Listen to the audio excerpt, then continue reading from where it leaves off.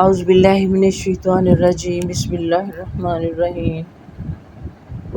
اللہم صلی علی محمد وعلی آل محمد کما صلیت علی ابراہیم وعلی آل ابراہیم انک حمید مجید اللہم بارک علی محمد وعلی آل محمد کما بارکت علی ابراہیم وعلی آل ابراہیم انک حمید مجید رب اشرح لی صدری ویسر لی امری واحلل عقدۃ من لسانی یفقہوا قولی اللہم ارنا الحق حقا وارزقنا اتباعہ وارنا الباطل باطلا وارزقنا اجتنابہ نحمد ونصلی علی رسولہ الکریم اما بعد فاعوذ باللہ من الشیطان الرجیم بسم اللہ الرحمن الرحیم۔ یہ اللہ کا نام لے کر آج ہم جو سلسلہ پچھلی دفعہ ہم نے شروع کیا تھا صبر کا باب، اس کی اگلی حدیث سے آج ہم آغاز کر رہے ہیں۔ حدیث نمبر 25 ہم نے لاسٹ ٹائم پڑھی تھی، تو اب اللہ کے فضل سے 26 نمبر کی جو حدیث ہے اس سے ہم سٹارٹ لے رہے ہیں۔ وَعَنْ أَبِي سَعِيدٍ سَعْدٍ بن مالک سنان الخدری رضی اللہ عنہما ان ناسا من الانصار سألوا رسول اللہ صلی اللہ علیہ وسلم فأتاهم ثم سألوه فأتاهم حتى نفد ما عنده فقال لهم حين أنفق كل شيء بيده ما يكن من خير فلن أدخره عنكم ومن يستعفف يعفه الله ومن يستغني يغنه الله ومن يتصبر يصبر الله وما أوتي أحد عطاء خير وأوسع من الصبر متفق علیہ۔ یہ حدیث جو ہے متفق علیہ ہے۔ اب آپ کو سمجھ آ گئی ہوئی ہے کہ متفق علیہ سے کیا مراد ہوتا ہے، یعنی وہ حدیث جس کے اوپر بخاری اور مسلم دونوں کا اتفاق ہو۔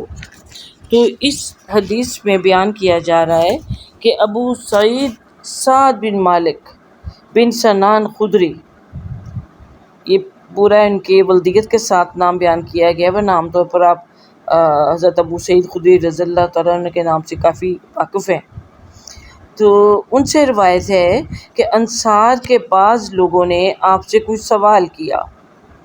آپ صلی اللہ علیہ وسلم ان کو دے دیا جو انہوں نے سوال کیا تھا۔ انہوں نے پھر سوال کیا، یعنی مزید کچھ حاصل کرنے کے لیے، تو آپ صلی اللہ علیہ وسلم نے پھر ان کو دے دیا، یہاں تک کہ آپ صلی اللہ علیہ وسلم کے پاس جو کچھ تھا وہ ختم ہو گیا، یعنی سب کچھ دے دیا،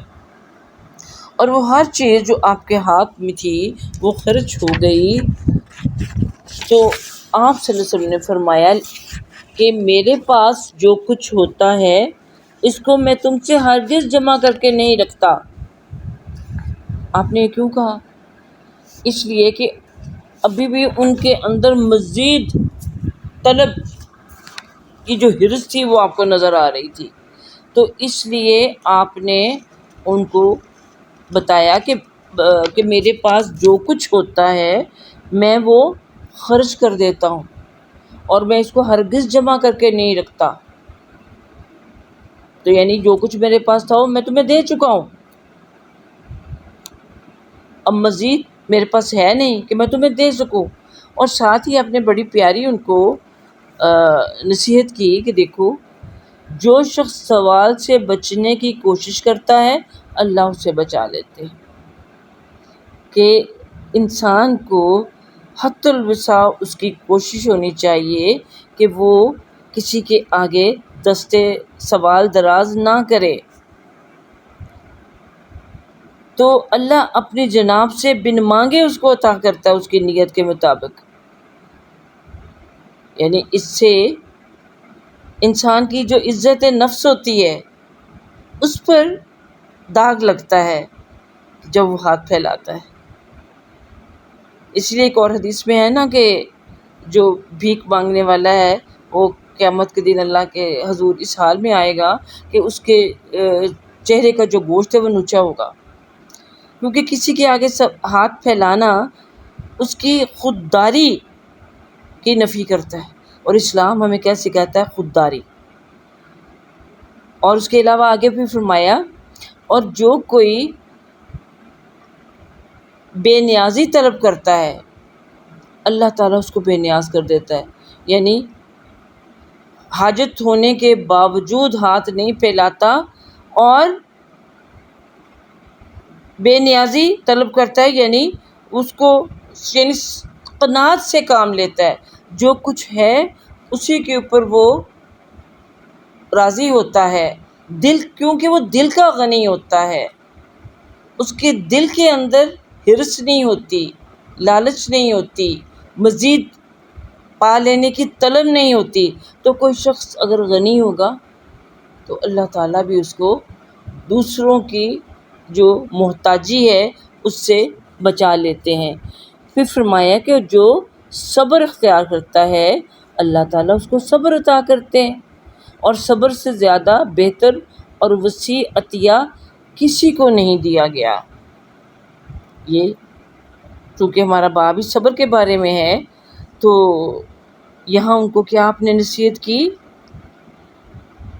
کہ جو شخص صبر کرنا چاہے، یعنی ان حالات میں اگر ضرورت بھی ہے تو وہ خودداری سے کام لے، وہ استغنا سے کام لے، اور وہ صبر سے کام لے کہ جب موقع آئے گا یعنی تو اللہ تعالیٰ اس کے لیے کوئی موقع پیدا کر دیں گے۔ ضرورت تو کسی چیز کی ہوتی ہے، لیکن بہت سے واقعات آپ کو ملتے ہیں کہ لوگوں نے اس کے باوجود کسی کے آگے ہاتھ نہیں پھیلایا اور قناعت سے کام لیا، صبر سے کام لیا۔ تو اس حدیث میں ہمیں اسی چیز کا تلقین کی جا رہی ہے کہ جیسا کہ نبی صلی اللہ علیہ وسلم نے ایک اور حدیث میں بیان فرمایا کہ صبر سے بڑھ کر بھلائی کسی کو نہیں دی گئی۔ اس لیے ضرورت بھی ہو تو ہاتھ پھیلانے سے گریز کیا جائے، اپنی خودداری کو، سیلف رسپیکٹ کو قائم رکھتے ہوئے، اور اگر ایسی نوبت آ ہی گئی ہے کہ وہ رہا نہیں جا رہا تو اپنی حاجت کے مطابق لے کے فارغ ہو جائے، مزید طلب نہ رکھے۔ اگلی حدیث جو ہے حدیث نمبر 27، اس میں ابو یحییٰ صہیب بن سنان رضی اللہ عنہ سے روایت ہے کہ رسول اللہ صلی اللہ علیہ وسلم نے ارشاد فرمایا کہ مومن کا سارا معاملہ ہی عجیب ہے کہ اس کے تمام کام اس کے لیے خیر ہیں، مومن کے سوا کسی کو یہ چیز حاصل نہیں۔ کیا چیز حاصل نہیں؟ کہ اگر مومن کو خوشحالی میسر آتی ہے، وہ شکر کرتا ہے تو یہ شکر اس کے لیے بہتر ہے کہ اس کے درجات کی بلندی کا باعث بنتا ہے، اور اگر اس کو تنگ دستی آ جائے تو صبر کرتا ہے تو یہ صبر کرنا بھی اس کے لیے بہتر ہے۔ یعنی صبر کرنا جو ہے وہ تو ہے ہی بہتر، دونوں صورتوں میں اس کو اللہ تعالیٰ کی رضا مل جاتی ہے، کیونکہ شکر میں آپ کو معلوم ہی ہے کہ اللہ تعالیٰ تو پھر اور زیادہ نعمتیں دیتا ہے۔ اور صبر کیا ہوتا ہے کہ انسان کے اوپر کوئی مصیبت، کوئی مشکل پریشانی ہے تو وہ جزا فضا نہ کرے، اللہ سے شکوہ شکایت نہ کرے، بلکہ اللہ کی طرف سے جو بھی اس کے ساتھ وہ افتاد آ گئی ہے اس پر اللہ کی رضا پہ راضی رہے، اور اپنی تقدیر کا جو لکھا ہے اس پر یعنی رضامندی کا اظہار کرے، شکوے شکایتیں نہ کرے۔ یہ بہت دفعہ آپ نے حدیث پڑھی ہوئی ہے، سنی ہوئی ہے، چلیے آپ باقاعدہ طور پر آپ کو سامنے آ گئی اپنے پوری سند کے ساتھ۔ آگے حدیث نمبر 28 جو ہے یہ بڑی ذرا تھوڑی سی دل کو ہلا دینے والی ہے۔ حضرت انس رضی اللہ عنہ روایت کرتے ہیں کہ جب حضرت صلی اللہ علیہ وسلم کی طبیعت زیادہ بوجھل ہو گئی اور بے چینی نے ڈھانپ لیا۔ تو حضرت فاطمہ رضی اللہ تعالی عنہا نے کہا، اف ابا جان، آپ کی بے چینی۔ آپ صلی اللہ علیہ وسلم نے فرمایا، آج کے دن کے بعد تمہارے باپ پر بے چینی نہ ہوگی۔ یہ بھی آپ نے واقعہ پڑھا سنا ہوا ہے کہ جب رسول اللہ صلی اللہ علیہ وسلم کے آخری وقت آیا تھا تو اس وقت اس سکرات موت کی حالت میں آپ صلی اللہ علیہ وسلم بھی بے چین ہو رہے تھے۔ تو یہ فاطمہ رضی اللہ تعالیٰ عنہ جو آپ کی اتنی چہیتی بیٹی تھی، ان سے آپ نے ابا جان کی یہ کیفیت برداشت نہیں ہو رہی تھی، تو وہ کہہ اٹھی کہ اف ابا جان، آپ کی یہ بے چینی۔ تو آپ صلی اللہ علیہ وسلم نے کہا کہ آج کے دن کے بعد تمہارے باپ پر کوئی بے چینی نہیں ہوگی، یعنی دنیا سے رخصت ہو جائے انسان تو پھر یہ رخصت ہوتے وقت تو یہ موت کا جو ذائقہ چکھتے وقت تو ہر ایک کے اندر کچھ نہ کچھ تبدیلی، کچھ بے چینی پیدا ہوتی ہے۔ تو اور یہ دیکھیے، یہ بے چینی ہے جو ہے، یہ ایک بہت ہی سمجھیے کہ نارمل چیز ہے، کیونکہ موت کا وقت جب انسان کے اوپر طاری ہوتا ہے تو جو جان ہوتی ہے وہ آپ کو معلوم ہے کہ جسم کے ایک ایک روئیں سے نکل رہی ہوتی ہے۔ تو جب جان نکلتی ہے تو ظاہر ہے انسان اس کی تکلیف بھی محسوس کرتا ہے۔ اب یہ ہے کہ یہ اسی طرح ہے کہ کوئی آپ کو جسم کو فزیکلی کوئی چوٹ لگے تو آپ اس کی تکلیف محسوس کرتے ہیں۔ تو یہ دنیا سے رخصتی کا جو وقت ہے، یہ تو پوری کی پوری جو اس کی روح ہے اس پر چوٹ لگ رہی ہوتی ہے۔ ہمیں وہی بات ہے کہ جسمانی چوٹ بھی لگے تو ہم مینٹلی اپسیٹ ہو جاتے ہیں، آپ اس کو روحانی طور پر محسوس کرتے ہیں اذیت کو۔ تو جب یہ تکلیف براہ راست روح کے اوپر ہی طاری ہو کہ آج اس کو جو وہ اتنے برسوں سے ایک جسم کے اندر اپنا ٹھکانہ بنائے ہوئی تھی، اسے وہاں سے نکلنا ہے، تو انسان کے جسم پر تکلیف تو محسوس ہوگی نا۔ اسی طرح دیکھیے کہ آپ کو کوئی مینٹل ٹارچر کوئی دیتا ہے، کوئی آپ کو گالی دیتا ہے، آپ کو پریشان کن بات کوئی بھی آپ کے ساتھ کی جاتی ہے تو اس کا کیا اثر ہوتا ہے کہ فوراً آپ کے جسم کے اوپر بھی ہوتا ہے۔ کوئی آپ کو صدمے کی خبر سنائے تو آپ ایک دم سے آپ کو دل جو ہے وہ تیز دھڑکنا شروع ہو جاتا ہے، اور آپ کو یعنی ٹانگیں کانپنی شروع ہو جاتی ہیں۔ جو خود بھی آپ کے پاس اگر پانی ہو تو آپ کہتے ہیں میں پانی پی لوں، یا کوئی اور ہو تو وہ بھی آپ کو فوراً پانی پلاتا ہے، آپ کو اس کی کیفیت کو نارمل کرنے کی کوشش کرتا ہے۔ تو اس کا مطلب ہے کہ آپ کو وہ جو خبر ہے اس کی وجہ سے جو روحانی اذیت پہنچی ہے، تو روح اور جسم کا جو تعلق اور ساتھ ہے، اب روح کی تکلیف کی وجہ سے روحانی تکلیف ہے نا، وہ صدمہ آپ کے جسمانی جو صورتحال ہے وہ تبدیل ہو جاتی ہے۔ جسم میں تکلیف آتی ہے تو آپ کی روح جو ہے وہ پریشان ہوتی ہے۔ اب یہاں پوری روح کو نکالا جا رہا ہے اور جسم کے ایک ایک رگ کے اندر سے، تو تکلیف تو محسوس ہونی تھی ہر ایک کو۔ البتہ یہ ہے کہ جو نیک شخص ہوتا ہے اس کی جب روح نکالی جاتی ہے تو اس کے متعلق آپ سورۃ النازعات میں بھی پڑھتے ہیں، والناشطات نشطا، کہ بڑی آسانی کے ساتھ اگرچہ نکالی جا رہی ہوتی ہے لیکن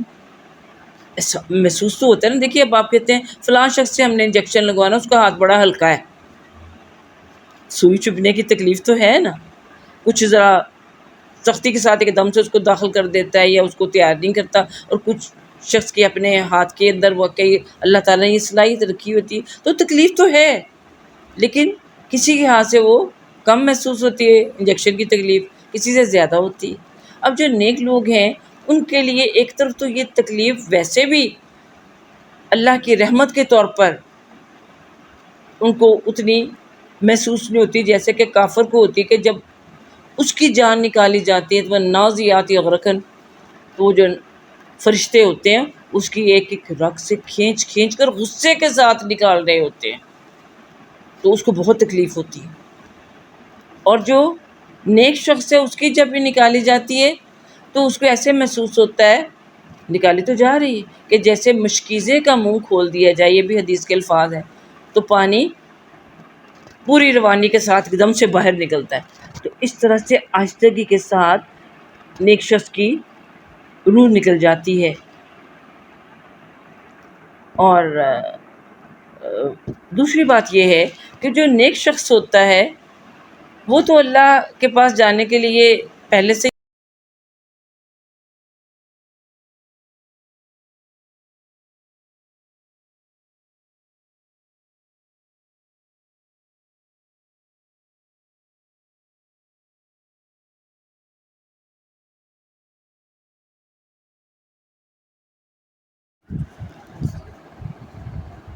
اعوذ باللہ من الشیطان الرجیم، بسم اللہ الرحمن الرحیم، اللہم صلی علی محمد وعلی آل محمد کما صلیت علی ابراہیم وعلی آل ابراہیم انک حمید مجید، اللہم بارک علی محمد وعلی آل محمد کما بارکت علی ابراہیم وعلی آل ابراہیم انک حمید مجید، رب اشرح لی صدری ویسر لی امری واحلل عقدۃ من لسانی یفقہوا قولی، اللہم ارنا الحق حقا وارزقنا اتباعہ وارنا الباطل باطلا وارزقنا اجتنابہ، نحمد ونصلی علی رسولہ الکریم، اما بعد فاعوذ باللہ من الشیطان الرجیم، بسم اللہ الرحمن الرحیم۔ یہ اللہ کا نام لے کر آج ہم جو سلسلہ پچھلی دفعہ ہم نے شروع کیا تھا صبر کا باب، اس کی اگلی حدیث سے آج ہم آغاز کر رہے ہیں۔ حدیث نمبر 25 ہم نے لاسٹ ٹائم پڑھی تھی، تو اب اللہ کے فضل سے 26 نمبر کی جو حدیث ہے اس سے ہم سٹارٹ لے رہے ہیں۔ وعن ابی سعید سعد بن مالک سنان الخدری رضی اللہ عنہما ان ناسا من الانصار سألوا رسول اللہ صلی اللہ علیہ وسلم فأتاهم ثم سألوه فأتاهم حتى نفد ما عنده فقال لهم حين أنفق كل شيء بيده ما يكن من خير فلن أدخره عنكم ومن يستعفف يعفه الله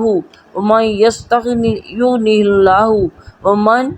يتصبر يصبر الله وما أوتي أحد عطاء خير وأوسع من الصبر، متفق علیہ۔ یہ حدیث جو ہے متفق علیہ ہے۔ اب آپ کو سمجھ آ گئی ہوئی ہے کہ متفق علیہ سے کیا مراد ہوتا ہے، یعنی وہ حدیث جس کے اوپر بخاری اور مسلم دونوں کا اتفاق ہو۔ تو اس حدیث میں بیان کیا جا رہا ہے کہ ابو سعید سعد بن مالک بن سنان خدری، یہ پورا ان کے ولدیت کے ساتھ نام بیان کیا گیا، ورنہ عام طور پر آپ حضرت ابو سعید خدری رضی اللہ تعالیٰ عنہ کے نام سے کافی واقف ہیں۔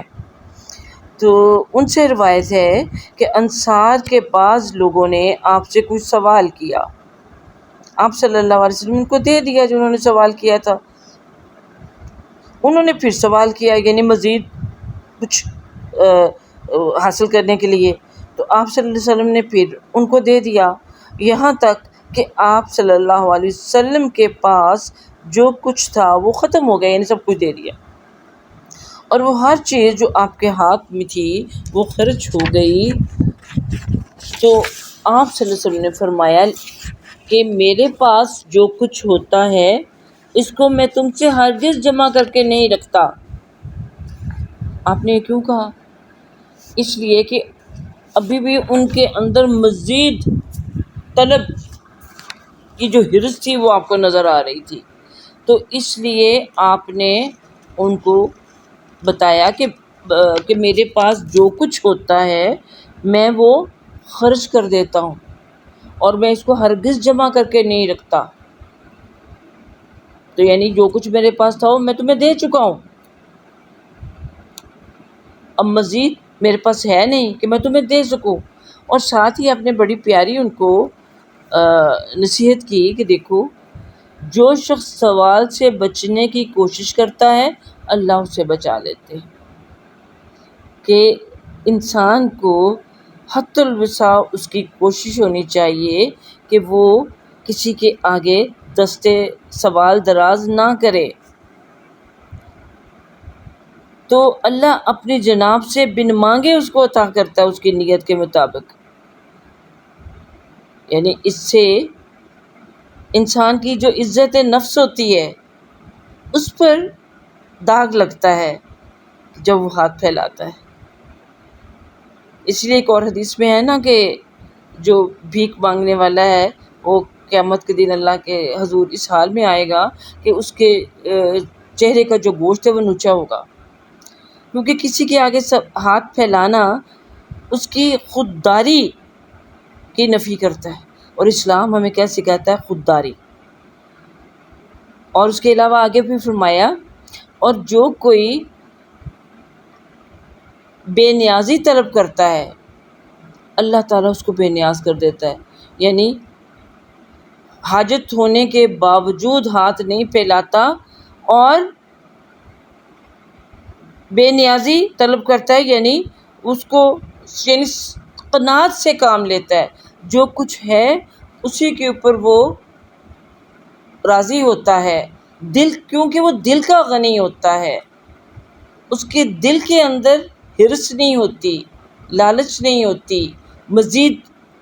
پا لینے کی طلب نہیں ہوتی. تو کوئی شخص اگر غنی ہوگا تو اللہ تعالیٰ بھی اس کو دوسروں کی جو محتاجی ہے اس سے بچا لیتے ہیں. پھر فرمایا کہ جو صبر اختیار کرتا ہے اللہ تعالیٰ اس کو صبر عطا کرتے ہیں، اور صبر سے زیادہ بہتر اور وسیع عطیہ کسی کو نہیں دیا گیا. یہ چونکہ ہمارا باب ہی صبر کے بارے میں ہے تو یہاں ان کو کیا آپ نے نصیحت کی کہ جو شخص صبر کرنا چاہے، یعنی ان حالات میں اگر ضرورت بھی ہے تو وہ خودداری سے کام لے، وہ استغنا سے کام لے اور وہ صبر سے کام لے. کہ جب موقع آئے گا یعنی تو اللہ تعالیٰ اس کے لیے کوئی موقع پیدا کر دیں گے. ضرورت تو کسی چیز کی ہوتی ہے لیکن بہت سے واقعات آپ کو ملتے ہیں کہ لوگوں نے اس کے باوجود کسی کے آگے ہاتھ نہیں پھیلایا اور قناعت سے کام لیا، صبر سے کام لیا. تو اس حدیث میں ہمیں اسی چیز کا تلقین کی جا رہی ہے کہ جیسا کہ نبی صلی اللہ علیہ وسلم نے ایک اور حدیث میں بیان فرمایا کہ صبر سے بڑھ کر بھلائی کسی کو نہیں دی گئی. اس لیے ضرورت بھی ہو تو ہاتھ پھیلانے سے گریز کیا جائے، اپنی خودداری کو، سیلف ریسپیکٹ کو قائم رکھتے ہوئے. اور اگر ایسی نوبت آ ہی گئی ہے کہ وہ رہا نہیں جا رہا تو اپنی حاجت کے مطابق لے کے فارغ ہو جائے، مزید طلب نہ رکھے. اگلی حدیث جو ہے حدیث نمبر 27، اس میں ابو یحییٰ صہیب بن سنان رضی اللہ عنہ سے روایت ہے کہ رسول اللہ صلی اللہ علیہ وسلم نے ارشاد فرمایا کہ مومن کا سارا معاملہ ہی عجیب ہے کہ اس کے تمام کام اس کے لیے خیر ہیں. مومن کے سوا کسی کو یہ چیز حاصل نہیں. کیا چیز حاصل نہیں؟ کہ اگر مومن کو خوشحالی میسر آتی ہے وہ شکر کرتا ہے تو یہ شکر اس کے لیے بہتر ہے کہ اس کے درجات کی بلندی کا باعث بنتا ہے. اور اگر اس کو تنگ دستی آ جائے تو صبر کرتا ہے تو یہ صبر کرنا بھی اس کے لیے بہتر ہے. یعنی صبر کرنا جو ہے وہ تو ہے ہی بہتر. دونوں صورتوں میں اس کو اللہ تعالیٰ کی رضا مل جاتی ہے، کیونکہ شکر میں آپ کو معلوم ہی ہے کہ اللہ تعالیٰ تو پھر اور زیادہ نعمتیں دیتا ہے. اور صبر کیا ہوتا ہے کہ انسان کے اوپر کوئی مصیبت، کوئی مشکل پریشانی ہے تو وہ جزا فضا نہ کرے، اللہ سے شکوہ شکایت نہ کرے، بلکہ اللہ کی طرف سے جو بھی اس کے ساتھ وہ افتاد آ گئی ہے اس پر اللہ کی رضا پہ راضی رہے اور اپنی تقدیر کا جو لکھا ہے اس پر یعنی رضامندی کا اظہار کرے، شکوے شکایتیں نہ کرے. یہ بہت دفعہ آپ نے حدیث پڑھی ہوئی ہے، سنی ہوئی ہے. چلیے آپ باقاعدہ طور پر آپ کو سامنے آ گئی اپنے پوری سند کے ساتھ. آگے حدیث نمبر 28 جو ہے یہ بڑی ذرا تھوڑی سی دل کو ہلا دینے والی ہے. حضرت انس رضی اللہ عنہ روایت کرتے ہیں کہ جب حضرت صلی اللہ علیہ وسلم کی طبیعت زیادہ بوجھل ہو گئی اور بے چینی نے ڈھانپ لیا تو حضرت فاطمہ رضی اللہ تعالی عنہا نے کہا، اف ابا جان، آپ کی بے چینی. آپ صلی اللہ علیہ وسلم نے فرمایا، آج کے دن کے بعد تمہارے باپ پر بے چینی نہ ہوگی. یہ بھی آپ نے واقعہ پڑھا سنا ہوا ہے کہ جب رسول اللہ صلی اللہ علیہ وسلم کے آخری وقت آیا تھا تو اس وقت اس سکرات موت کی حالت میں آپ صلی اللہ علیہ وسلم بھی بے چین ہو رہے تھے. تو یہ فاطمہ رضی اللہ تعالیٰ عنہ جو آپ کی اتنی چہیتی بیٹی تھی، ان سے آپ نے ابا جان کی یہ کیفیت برداشت نہیں ہو رہی تھی تو وہ کہہ اٹھی کہ اف ابا جان، آپ کی یہ بے چینی. تو آپ صلی اللہ علیہ وسلم نے کہا کہ آج کے دن کے بعد تمہارے باپ پر کوئی بے چینی نہیں ہوگی. یعنی دنیا سے رخصت ہو جائے انسان تو پھر یہ رخصت ہوتے وقت تو یہ موت کا جو ذائقہ چکھتے وقت تو ہر ایک کے اندر کچھ نہ کچھ تبدیلی، کچھ بے چینی پیدا ہوتی ہے. تو اور یہ دیکھیے یہ بے چینی ہے جو ہے یہ ایک بہت ہی سمجھیے کہ نارمل چیز ہے، کیونکہ موت کا وقت جب انسان کے اوپر طاری ہوتا ہے تو جو جان ہوتی ہے وہ آپ کو معلوم ہے کہ جسم کے ایک ایک روئیں سے نکل رہی ہوتی ہے. تو جب جان نکلتی ہے تو ظاہر ہے انسان اس کی تکلیف بھی محسوس کرتا ہے. اب یہ ہے کہ یہ اسی طرح ہے کہ کوئی آپ کو جسم کو فزیکلی کوئی چوٹ لگے تو آپ اس کی تکلیف محسوس کرتے ہیں. تو یہ دنیا سے رخصتی کا جو وقت ہے یہ تو پوری کی پوری جو اس کی روح ہے اس پر چوٹ لگ رہی ہوتی ہے. ہمیں وہی بات ہے کہ جسمانی چوٹ بھی لگے تو ہم مینٹلی اپسیٹ ہو جاتے ہیں، آپ اس کو روحانی طور پر محسوس کرتے ہیں اذیت کو. تو جب یہ تکلیف براہ راست روح کے اوپر ہی طاری ہو کہ آج اس کو جو وہ اتنے برسوں سے ایک جسم کے اندر اپنا ٹھکانہ بنائے ہوئی تھی اسے وہاں سے نکلنا ہے، تو انسان کے جسم پر تکلیف تو محسوس ہوگی نا. اسی طرح دیکھیے کہ آپ کو کوئی مینٹل ٹارچر کوئی دیتا ہے، کوئی آپ کو گالی دیتا ہے، آپ کو پریشان کن بات کوئی بھی آپ کے ساتھ کی جاتی ہے تو اس کا کیا اثر ہوتا ہے کہ فوراً آپ کے جسم کے اوپر بھی ہوتا ہے. کوئی آپ کو صدمے کی خبر سنائے تو آپ ایک دم سے آپ کو دل جو ہے وہ تیز دھڑکنا شروع ہو جاتا ہے اور آپ کو یعنی ٹانگیں کانپنی شروع ہو جاتی ہیں. جو خود بھی آپ کے پاس اگر پانی ہو تو آپ کہتے ہیں میں پانی پی لوں، یا کوئی اور ہو تو وہ بھی آپ کو فوراً پانی پلاتا ہے، آپ کو اس کی کیفیت کو نارمل کرنے کی کوشش کرتا ہے. تو اس کا مطلب ہے کہ آپ کو وہ جو خبر ہے اس کی وجہ سے جو روحانی اذیت پہنچی ہے، تو روح اور جسم کا جو تعلق اور ساتھ ہے، اب روح کی تکلیف کی وجہ سے روحانی تکلیف ہے نا، کوئی صدمہ، آپ کے جسمانی جو صورتحال ہے وہ تبدیل ہو جاتی ہے، جسم میں تکلیف آتی ہے تو آپ کی روح جو ہے وہ پریشان ہوتی ہے۔ اب یہاں پوری روح کو نکالا جا رہا ہے اور جسم کے ایک ایک رگ کے اندر سے، تو تکلیف تو محسوس ہونی تھی ہر ایک کو۔ البتہ یہ ہے کہ جو نیک شخص ہوتا ہے اس کی جب روح نکالی جاتی ہے تو اس کے متعلق آپ سورۃ النازعات میں بھی پڑھتے ہیں، والناشطات نشطا، کہ بڑی آسانی کے ساتھ اگرچہ نکالی جا رہی ہوتی ہے لیکن محسوس تو ہوتا ہے نا۔ دیکھیے اب آپ کہتے ہیں فلاں شخص سے ہم نے انجیکشن لگوانا، اس کا ہاتھ بڑا ہلکا ہے،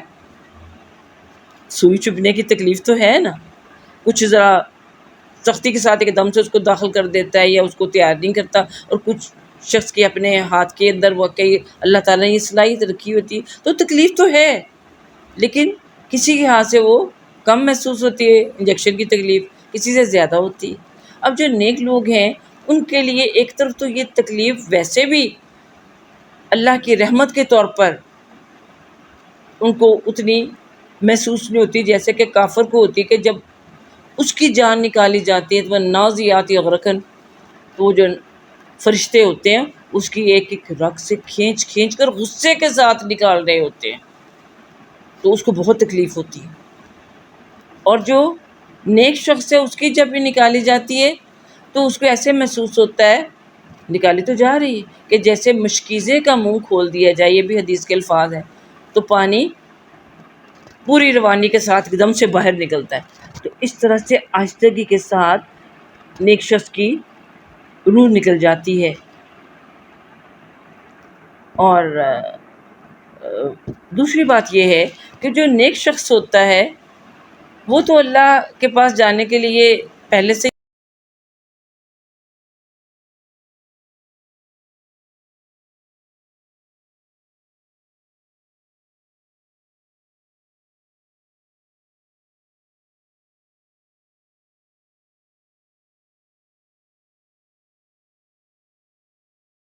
ہی تیار ہوتا ہے، اور رسول پاک صلی اللہ علیہ وسلم تو ان کو تو چوائس دی گئی تھی کہ آپ دنیا میں رہنا چاہتے ہیں تو مزید رہ لیجئے، اور اگر آپ اللہ کے پاس جانا چاہتے ہیں تو روح قبض کرنے والے فرشتے نے کہا کہ ہم آ گئے ہیں، تو آپ صلی اللہ علیہ وسلم نے کیا جواب دیا تھا؟ اللہم بالرفیق الاعلیٰ، کہ میں رفیق اعلیٰ کی یعنی اللہ کی رفاقت چاہتا ہوں۔ تو اللہ کے نیک بندے جو ہوتے ہیں وہ تو اللہ کے پاس جانے کے لیے ویسے ہی تیار ہوتے ہیں، اور وہ اپنے آپ کو یہ جو دنیا کی زندگی ایک قید خانے میں محسوس کر رہے ہوتے ہیں، لیکن یہاں جو ایک، چونکہ رسول اللہ صلی اللہ علیہ وسلم بھی ایک انسان تھے، اور ایک انسان کی جو کیفیت بتائی جا سکتی ہے، اور اس سے یہ بھی آپ ہمیں سبق ملتا ہے کہ ہم دیکھیں کہ جب رسول اللہ صلی اللہ علیہ وسلم کے ساتھ ان کی سکرات موت کی یہ کیفیت تھی، تو ہم بھی اپنے آپ کو اس وقت کے لیے تیار کریں، اللہ تعالیٰ کے ساتھ وابستہ ہو کر وہ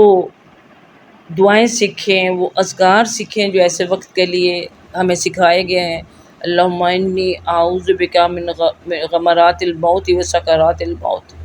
کہ اللہ تعالیٰ میں تجھ سے موت کی بے ہوشیوں اور بے چینیاں جو ہیں ان کی اس سے تیری پناہ طلب کرتا ہوں۔ یقیناً رسول پاک صلی اللہ علیہ وسلم نے ہمیں سکھائی، تو وہ بھی یہ کچھ کہہ بھی ہوں گے، لیکن اس کے باوجود آپ کی بدلتی ہوئی کیفیات کو دیکھ کر تو فاطمہ رضی اللہ تعالیٰ بے چین ہوں گی، اور انہوں نے کہا کہ میرے ابا جان،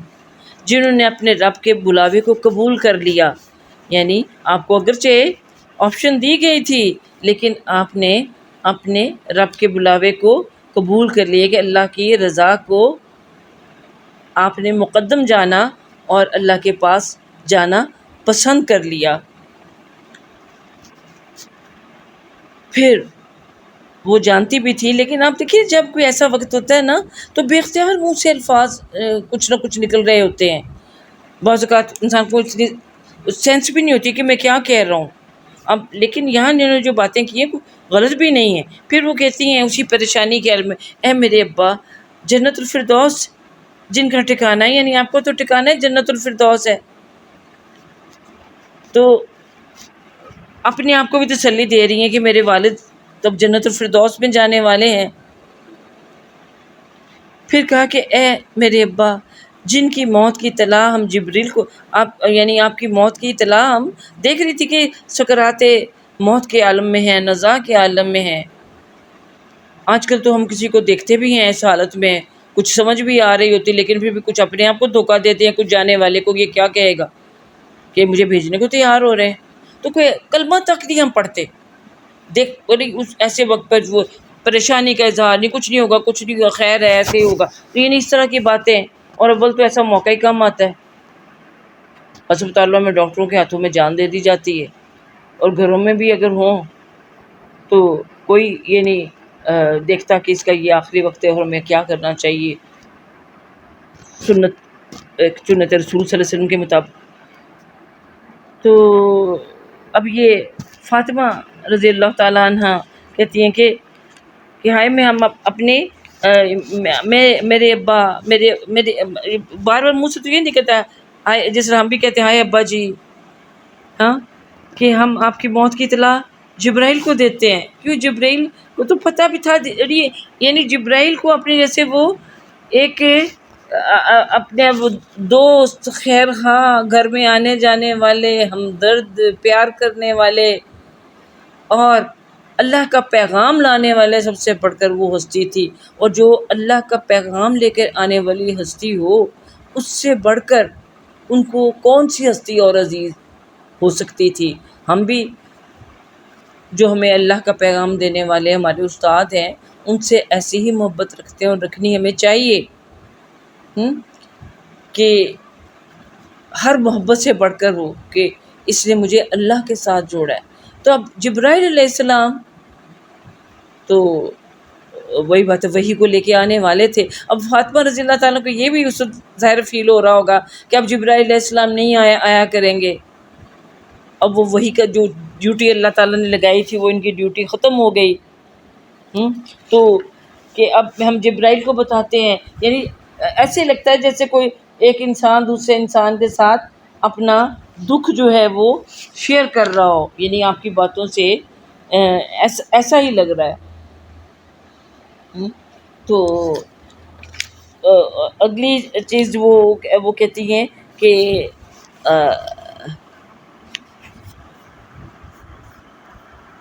جب آپ، اس کے بعد جب آپ صلی اللہ علیہ وسلم کو دفن کر دیا گیا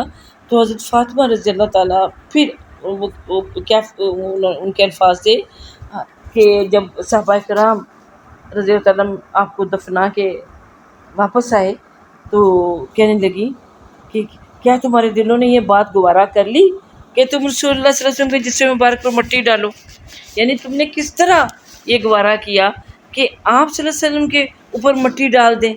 دیکھیے ہم بھی بعض اوقات ہمارا کوئی پیارا دنیا سے چلا جاتا ہے تو ہمارے بھی الفاظ ہوتے ہیں کہ ہائے اس نے تو کپڑے کبھی میلا کپڑا نہ پہنا تھا، اس نے تو کپڑے کو کبھی مٹی نہیں لگنے دی تھی، اور آج منو مٹی کے نیچے وہ چلا گیا. ہمیں اس بات کا دکھ ہو رہا تھا. لیکن اگرچہ ہم جانتے ہوتے ہیں کہ جب انسان دنیا سے چلا جاتا ہے اس کو کیا خبر، اس کے ساتھ جو کچھ ہو رہا ہوتا ہے اس کے جسم کے ساتھ ہو رہا ہوتا ہے، اس کی روح کے ساتھ تو نہیں ہو رہا ہوتا. لیکن ہم چونکہ اپنوں کو اور اپنے پیاروں کو ان کے جسمانی لحاظ سے ہی زیادہ تعلق رکھتے ہیں، تو اس لیے ہمیں گوارا نہیں ہوتا کہ ان کے اوپر مٹی بھی ڈالی جائے یا مٹی بھی ان کو لگے. تو اس طرح وہ ایک انسان ہونے کے ناطے فاطمہ رضی اللہ تعالیٰ عنہ کی بھی ایسی کیفیت تھی کہ تم نے کیسے اس بات کو گوارا کیا کہ نبی صلی اللہ علیہ وسلم کے اوپر تم ان کی مٹی ڈال دی، تم ان کو مٹی میں دفن کر کے آ گئے. تو یہ ساری چیزیں کیا ہیں؟ دکھ کا اظہار ہے جو الفاظ کے ذریعے وہ کر رہی ہیں یہ نہیں ہے کہ کیوں چلے گئے، یہ کیوں اللہ لے گیا، کوئی جزا فضا نہیں ہے، کوئی اس غم کے اندر اللہ سے کوئی شکوہ شکایت نہیں ہے، کوئی وہ نوحہ جو دور کا رواج ہوتا تھا، کوئی نوحہ نہیں ہے، کوئی بال نوچنے نہیں ہے، کوئی اپنے آپ منہ پیٹنا نہیں ہے، اس طرح کی کوئی چیز نہیں، صرف الفاظ کے ذریعے ہی۔ اور دیکھیے یہی ہوتا ہے کہ جب کوئی دنیا سے جاتا ہے، اب دیکھیں جتنا قریبی کوئی ہوتا ہے، جتنی اس کو اس سے محبت ہوتی ہے، اتنا ہی زیادہ وہ بول بول کے اپنے دکھ جو ہوتا ہے، جو کرب ہوتا ہے، اس کا اظہار بھی کرتا ہے، اور اس طرح سے اس کو ایک آؤٹ لیٹ مل جاتا ہے اپنی تکلیف کو اور اپنی جو فیلنگز ہے اس کو باہر نکالنے کا۔ تو بالکل یہی وہ چیز ہے کہ وہ حضرت فاطمہ رضی اللہ تعالیٰ عنہا کی جو ہمیں یہاں کیفیت نظر آ رہی ہے، لیکن اس میں کوئی بے صبری نہیں ہے کہ اب سب چیز کو دیکھ رہی ہیں کہ یہ جا رہے ہیں، ہم اس بات کی خبر دیتے ہیں جبرائیل کو بھی کہ وہ بھی غمگین ہو گئے کہ ان کا بھی آج دنیا میں آنا جانا جس حوالے سے تو وہی لانے کی ڈیوٹی لگی ہوئی تھی ان کی کب سے، انبیاء علیہ السلام کے پاس آتے جاتے تھے، اب ان کی وہ ڈیوٹی بھی ختم ہو گئی، تو پھر دفن ہونے تک کا بھی سارا سامنے، لیکن اس کے باوجود کوئی بے صبری والی وہ کیفیت ان کی ہمیں نظر نہیں آتی۔ تو یہ بات ہوتی ہے کس طرح کا ہمیں بتایا جا رہا ہے، بتانے کا مقصد کیا ہوتا ہے کہ ہم بھی ایسے حالات میں صبر کا دامن نہ چھوڑیں۔ اگلی جو حدیث ہے، اب یہ بھی اسی طرح کی ہے، جو کہ موت ہی کی طرف نشاندہی اس میں بھی ہو رہی ہے۔ حضرت ابو زید اسامہ بن زید رضی اللہ عنہما، یہ رسول اللہ صلی اللہ علیہ وسلم کے آزاد کردہ غلام، اسامہ کون ہے؟ رسول اللہ صلی اللہ علیہ وسلم کے آزاد کردہ غلام، اور آپ کے محبوب یعنی زید، آپ کے وہ جو بہت عرصہ تک آپ کے لے پالک بیٹے کی حیثیت سے آپ کے پاس رہے تھے، اور اپنے سگے والد اور چچا کے ساتھ جانے سے انکار کر دیا تھا آپ کی محبت میں، تو آپ کے محبوب کیوں نہ ہوتے؟ تو محبوب کا جو بیٹے تھے وہ بھی آپ کو محبوب تھے، یعنی اسامہ رضی اللہ عنہ۔ تو وہ روایت کرتے ہیں کہ حضرت صلی اللہ علیہ وسلم کی ایک بیٹی نے آپ کی خدمت میں پیغام بھیجا کہ ان کا بیٹا قریب المرگ ہے۔ یہ بیٹی حضرت زینب رضی اللہ تعالیٰ عنہ تھی۔ آپ تشریف لائیں، یعنی ظاہر ہے جب ایسی کیفیت ہوگی، بیٹی کا اپنا بچہ جا رہا ہے تو دل چاہتا ہے کہ میرے اپنے ماں باپ ہو، ماں تو تھی نہیں، تو سب سے ایک عزیز ہستی بھی والد ہی تھے، اور پھر والد بھی کوئی عام والد نہیں تھے، اللہ کے رسول تھے، تو اس لیے چاہا کہ وہ میرے اس بچے کے قریب ہونا ان کا خیر و برکت کا باعث ہوگا۔ تو انہوں نے پیغام بھیجا کہ میرے بچے کی اس طرح کی حالت ہو تو آپ تشریف لے آئیں، اور ساتھ انہوں نے اس پیغام کے ساتھ یہ بھی یعنی وہ پیغام بھیجا، تو آپ صلی اللہ علیہ وسلم اس وقت اپنے، جیسے لگتا ہے آگے بھی اس روایت میں کہ آپ صلی اللہ علیہ وسلم اپنے کوئی بڑے اہم صحابہ کرام رضی اللہ تعالیٰ عنہ کی مجلس میں تشریف فرما تھے، اور شاید اس وقت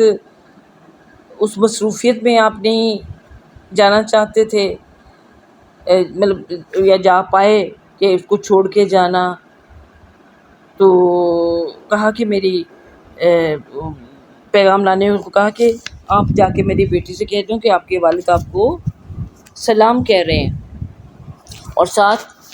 یہ پیغام بھی دے رہے ہیں کہ اللہ کے لیے ہے جو اس نے لیا اور جو اس نے دیا، ہر ایک چیز کا ایک وقت مقرر ہے اور ہر چیز کی ایک مقدار مقرر ہے، تم صبر کرو اور ثواب کی امید رکھو۔ لیکن بیٹی کی تسلی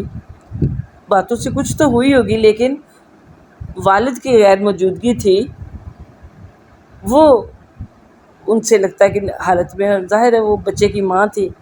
تو ان کو تھا کہ میرے والد میرے قریب ہوں. تو ہم بھی ایسا ہی کرتے ہیں، کوئی اللہ نہ کرے ایسی صورتحال ہو تو ہم چاہتے ہیں کہ ہمارے جو پیارے ہیں وہ ہمارے پاس ہوں، ہمیں دلاسا دینے کے لیے. تو اسی طرح انہوں نے دوبارہ پیغام بھیجا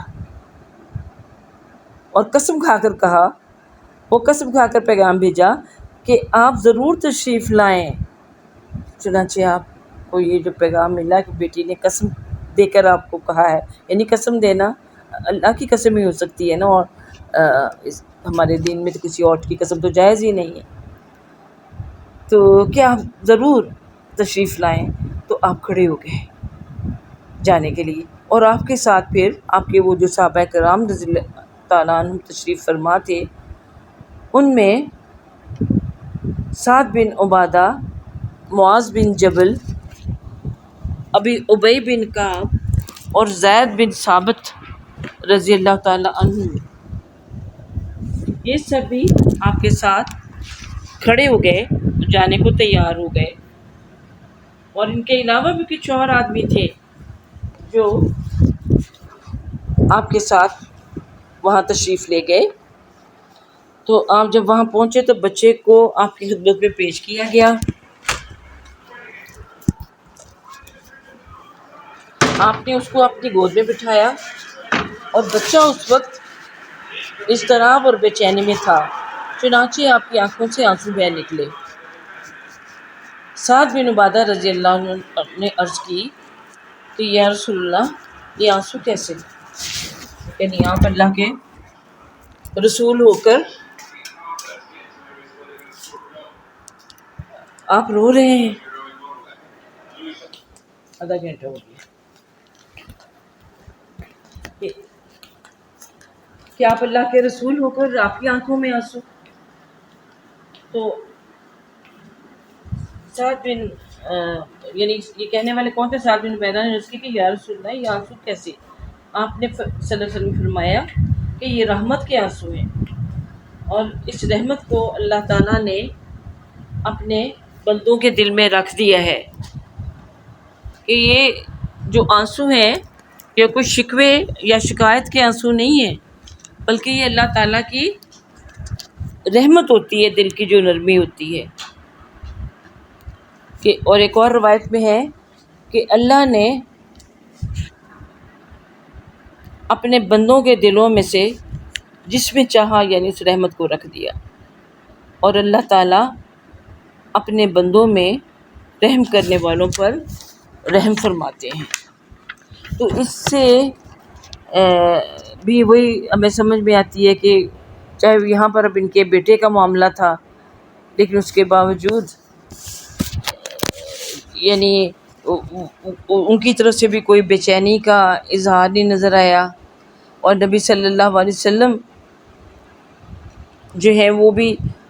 کیا اظہار کر رہے ہیں کہ یہ اللہ کی یعنی آنسو بہا جو ہے وہ اللہ تعالیٰ کی رحمت ہوتی ہے.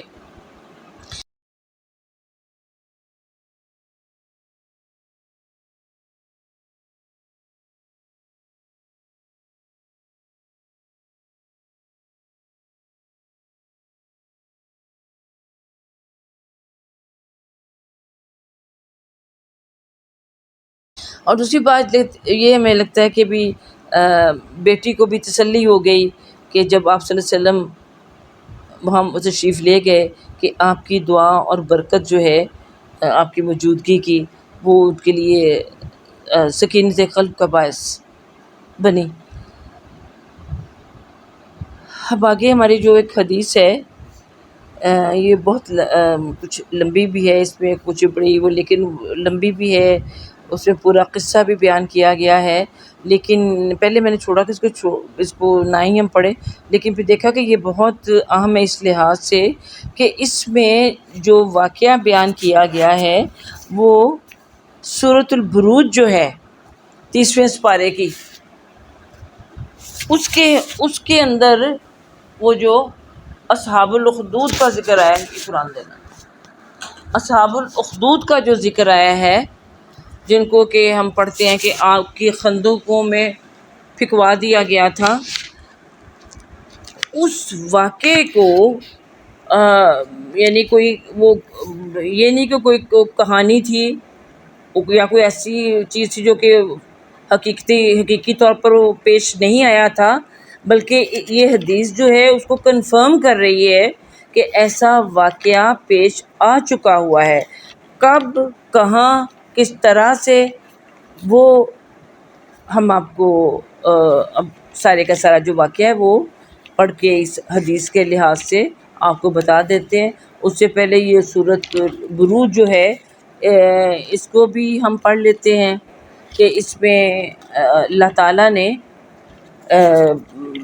اس جو پورے واقعے کو کس طرح سے بیان کیا، کہ لوگوں کو تو آپ کو زبان نہیں آتی بھی ہوگی، تو چلیے اس میں ایک دفعہ ہم سورت یہ اس کا ترجمہ پڑھ لیتے ہیں۔ تو وہ سورت ہے بسم اللہ الرحمن الرحیم، والسماء ذات البروج والیوم الموعود والشاہد ومشہود، قتل اصحاب الاخدود النار ذات الوقود اذ هم علیہا قعود وهم علی ما یفعلون بالمؤمنین شہود۔ چلیے ترجمہ پڑھ لیتے ہیں تاکہ ٹائم بچ جائے۔ قسم ہے مضبوط قلعوں والے آسمان کی اور اس دن کی جس کا وعدہ کیا گیا ہے، اور دیکھنے والے کی، یعنی جو دیکھ رہے تھے اس واقعے کو اپنی آنکھوں کے ساتھ، اور دیکھی جانے والی چیز کی، کہ جو کچھ ہو رہا تھا، کہ کچھ لوگوں کو زندہ آگ کی خندقوں میں ڈال کے مارا جا رہا تھا۔ تو میں قتل اصحاب الاخدود، کہ مارے گئے گڑھے والے یا خندقوں والے، اخدود یعنی خندقوں کو کہا جاتا ہے، خندقیں کھدوائی گئی تھی اور اس میں ان کو ڈال دیا گیا، جس میں خوب بھڑکتے ہوئے ایندھن کی آگ تھی، جبکہ وہ اس گڑھے کے کنارے پر بیٹھے ہوئے تھے، یعنی خندقوں کے کنارے پہ بیٹھ کر تماشا دیکھ رہے تھے۔ جو کچھ وہ ایمان لانے کو والوں کے ساتھ کر رہے تھے اسے دیکھ رہے تھے، اور ان اہل ایمان سے ان کی یعنی ڈالنے والوں کی دشمنی اس کے سوا کسی وجہ سے نہ تھی کہ وہ یعنی جو اہل ایمان تھے جو آگ میں ڈالے جا رہے تھے اس خدا پر ایمان لے آئے تھے جو زبردست اور اپنی ذات میں آپ محمود ہے، جو آسمانوں اور زمین کی سلطنت کا مالک ہے، اور وہ خدا سب کچھ دیکھ رہا ہے۔ جن لوگوں نے مومن مردوں اور مومن عورتوں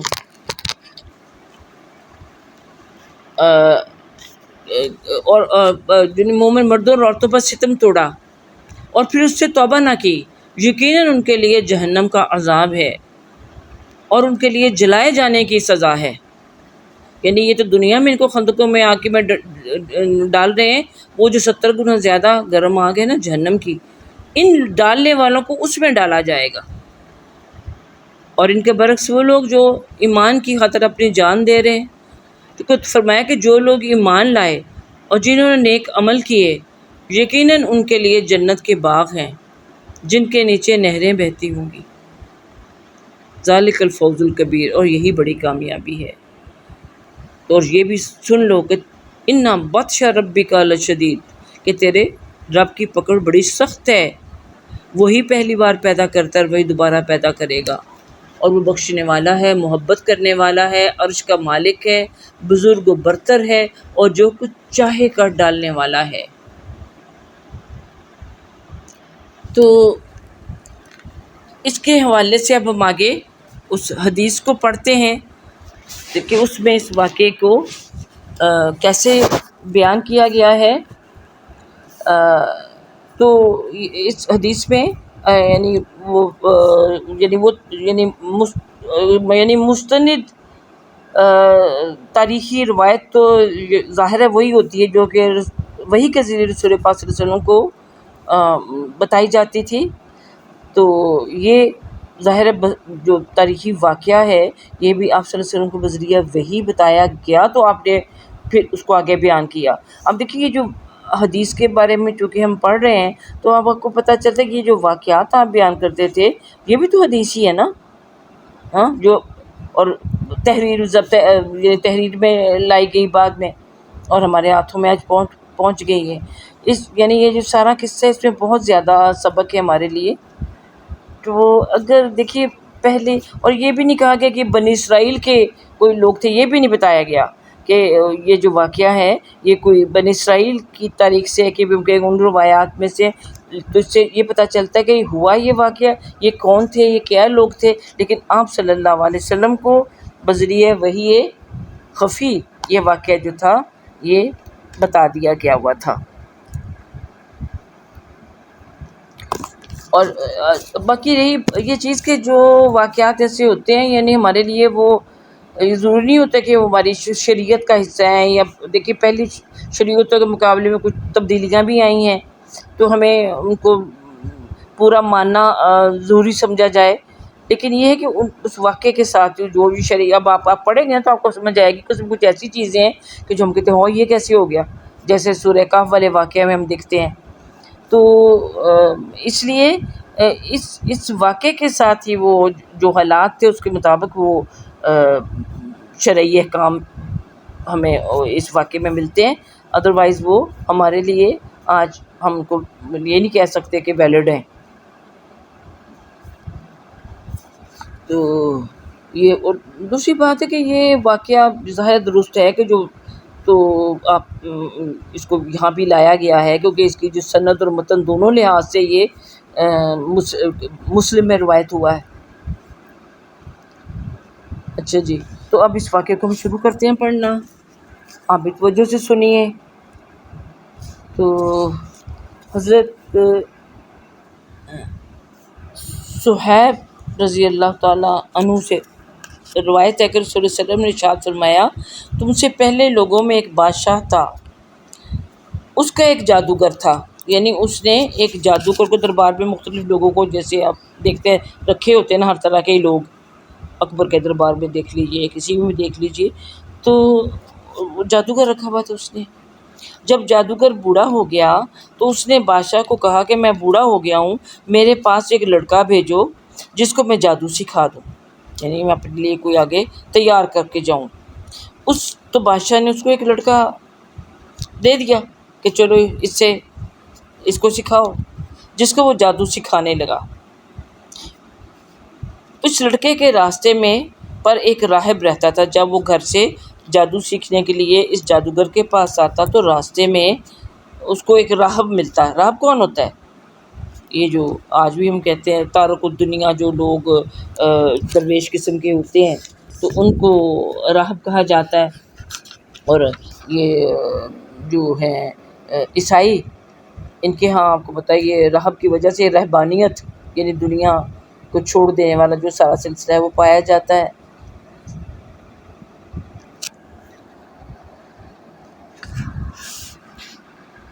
اب جب وہ لڑکا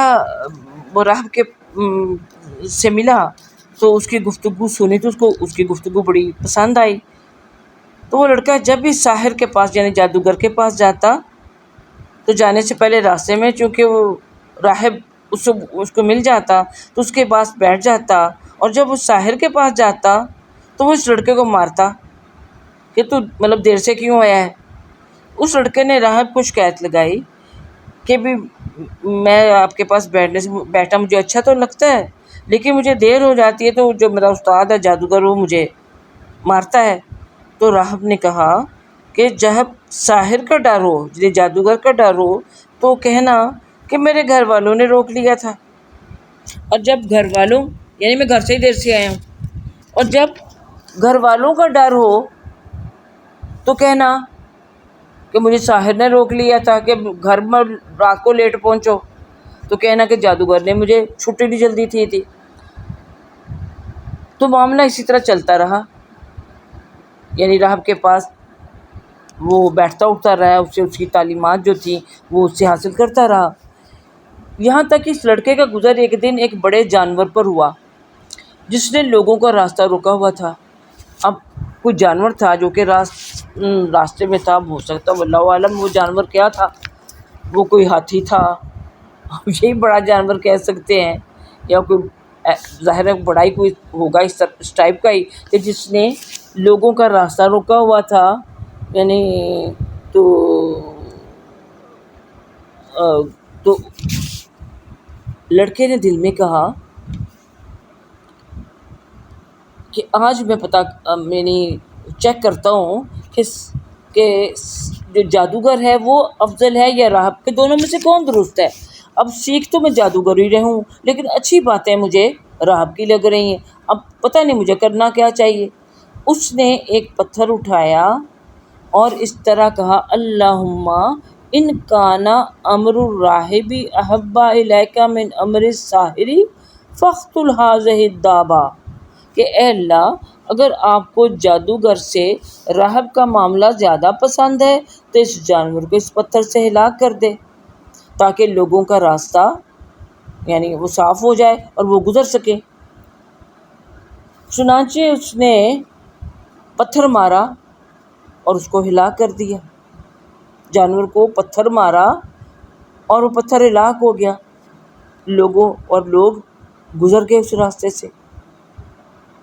اب وہ جانور ہو سکتا ہے کہ راستہ بھی اس نے روکا ہوا تھا، اس لحاظ سے بھی اپنے سائز کے لحاظ سے بھی روک سکتا تھا، اور کوئی جنگلی جانور، کوئی شیر بھیڑیا جیسا بھی ہو تو اس کے خوف سے بھی لوگ نہیں گزر سکتے تھے، لیکن اللہ تعالیٰ نے اس کی دعا کی بدولت کہہ لیجیے یا جس طرح جو وہ چاہتا تھا اور جو اللہ اس سے چاہتا تھا اس کے مطابق پتھر مارنے سے وہ جانور جو تھا وہ مر گیا اور لوگ گزر گئے۔ یعنی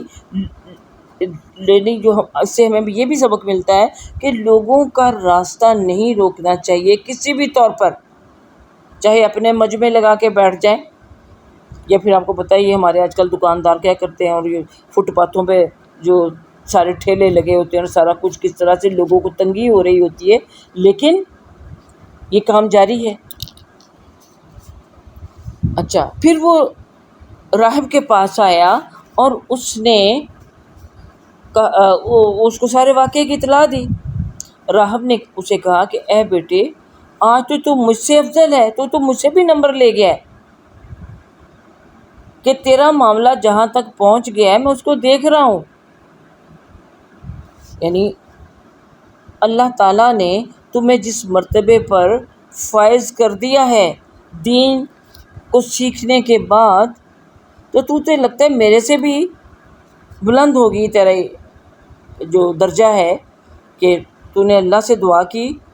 اور اللہ تعالیٰ نے فوراً تیری دعا سنی اور وہ جانور جو ہے اس طرح تیرے ہاتھوں مارا گیا اور لوگوں کے لیے آسانی ہوگی۔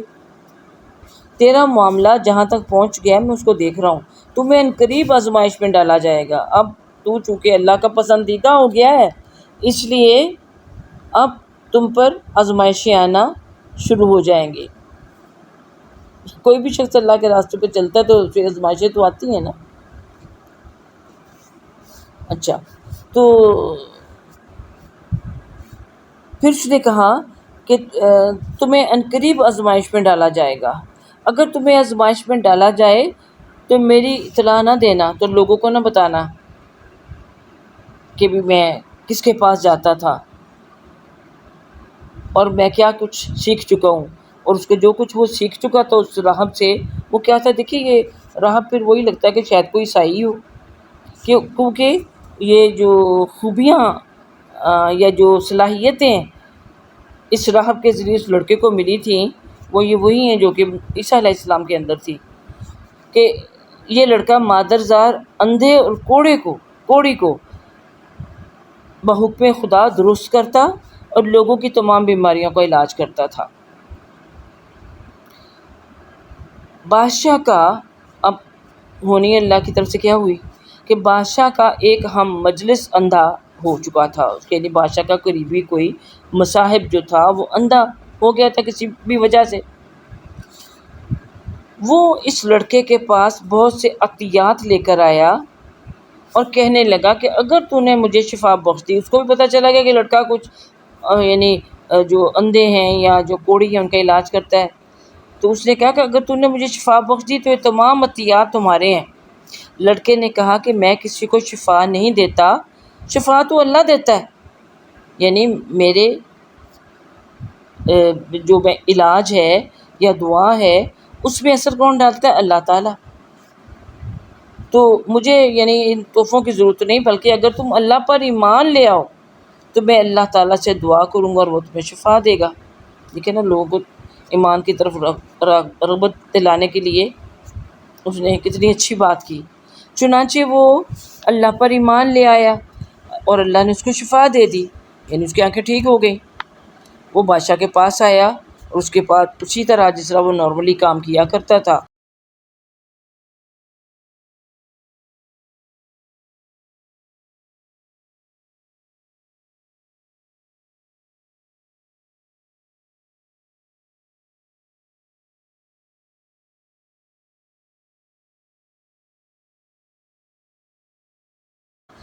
وہ بیٹھ گیا اپنے کام کرنے کے لیے جس طرح وہ پہلے بیٹھا کرتا تھا۔ بادشاہ نے کہا تمہاری بینائی تمہیں کس نے واپس کی، یعنی کیسے تمہاری آنکھیں صحیح ہوئی؟ اس نے کہا کہ میرے رب نے۔ بادشاہ نے کہا کیا میرے علاوہ بھی تیرا کوئی رب ہے؟ یعنی یہ بھی کوئی فرعونیوں کی قسم کا ہی بادشاہ لگ رہا تھا جو اپنے آپ کو بادشاہ رب کہلواتا تھا۔ تو اس نے جواب دیا کہ میرا اور تیرا رب اللہ ہے، یعنی میرا نہیں تیرا بھی رب اللہ ہی ہے۔ اس نے اسے گرفتار کر لیا اور اس کو سزا دیتا رہا،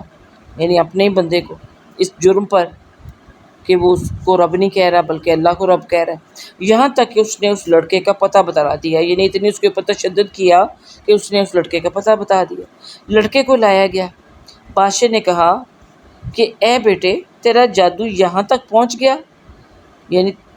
تو جادوگر کے پاس آتا تھا، کیا تجھے اس نے جادو میں اتنا ماہر کر دیا کہ تو مادرزاد اندھوں اور کوڑیوں کو درست کرنے لگا اور فلاں کام کرتا ہے، یعنی جو بھی وہ اب کام کرتا تھا یہ صلاحیتیں عطا ہونے کے بعد۔ تو اس لڑکے نے کہا کہ میں کسی کو شفا نہیں دیتا، بے شک میرا اللہ شفا دیتا ہے۔ چنانچہ بادشاہ نے اس کو بھی پکڑ لی، کیونکہ اس نے بھی تو ظاہر ہے وہی بات کی جو مصاحب نے کی تھی، اور مصاحب نے اسی سے سیکھی تھی نا۔ چنانچہ بادشاہ نے اس کو پکڑ لیا اور اس کو سزا دیتا رہا، یہاں تک کہ اس نے بھی اس سزا سے دل برداشتہ ہو کے تنگ آ کے اس راہب کا پتہ دے دیا کہ جس سے یہ علم اس کو دیا تھا، اور یہ چیز یعنی کلیئر ہوگی بادشاہ کے بھی یہ جادوگر کا سیکھا ہوا نہیں ہے، بلکہ یہ تو فلاں راہب سے سیکھا سب کچھ اس نے۔ ارے راہب جو اس کا دین تھا تو وہ خدا پرستی، یعنی اللہ ہی کا کے حوالے سے جو کچھ نے علم دیا تھا اس بچے کو بھی۔ پھر راہب کو لایا گیا اور اس کو کہا گیا کہ تو اپنے دین سے پھر جا، تو یہ باتیں کرتا ہے تو اس سے پھر جا، کیونکہ ظاہر ہے وہ بادشاہ جو تھا وہ تو خود خدا بنا بیٹھا تھا، مگر اس نے انکار کر دیا۔ بادشاہ نے آرا منگوا کر اس کے سر کو آرے سے 2 حصوں میں کاٹ دیا۔ پھر بادشاہ کے اسی ہم مجلس وزیر جو اس کا مصاحب تھا اس کو لایا گیا جو ایمان قبول کر چکا ہوا تھا۔ اس کو بھی یہی بات کہی گئی کہ تو اپنے دین سے پھر جا، یہ جو نیا دین تو نے اپنایا۔ اس نے بھی انکار کر دیا۔ پس آرا اس کے سر پر رکھ کے اس کو چیر کر 2 ٹکڑے کر دیا گیا۔ استغفر اللہ۔ چنانچہ اس کے دونوں ٹکڑے ادھر ادھر گر پڑے۔ پھر لڑکے کو لایا گیا، اس کو بھی کہا گیا کہ تو دین سے پھر جا، اس نے انکار کر دیا۔ بادشاہ نے اس کو اپنے مصاحبین کی ایک جماعت کے سپرد کر کے حکم دیا کہ اس کو پہاڑ پر چڑھاؤ،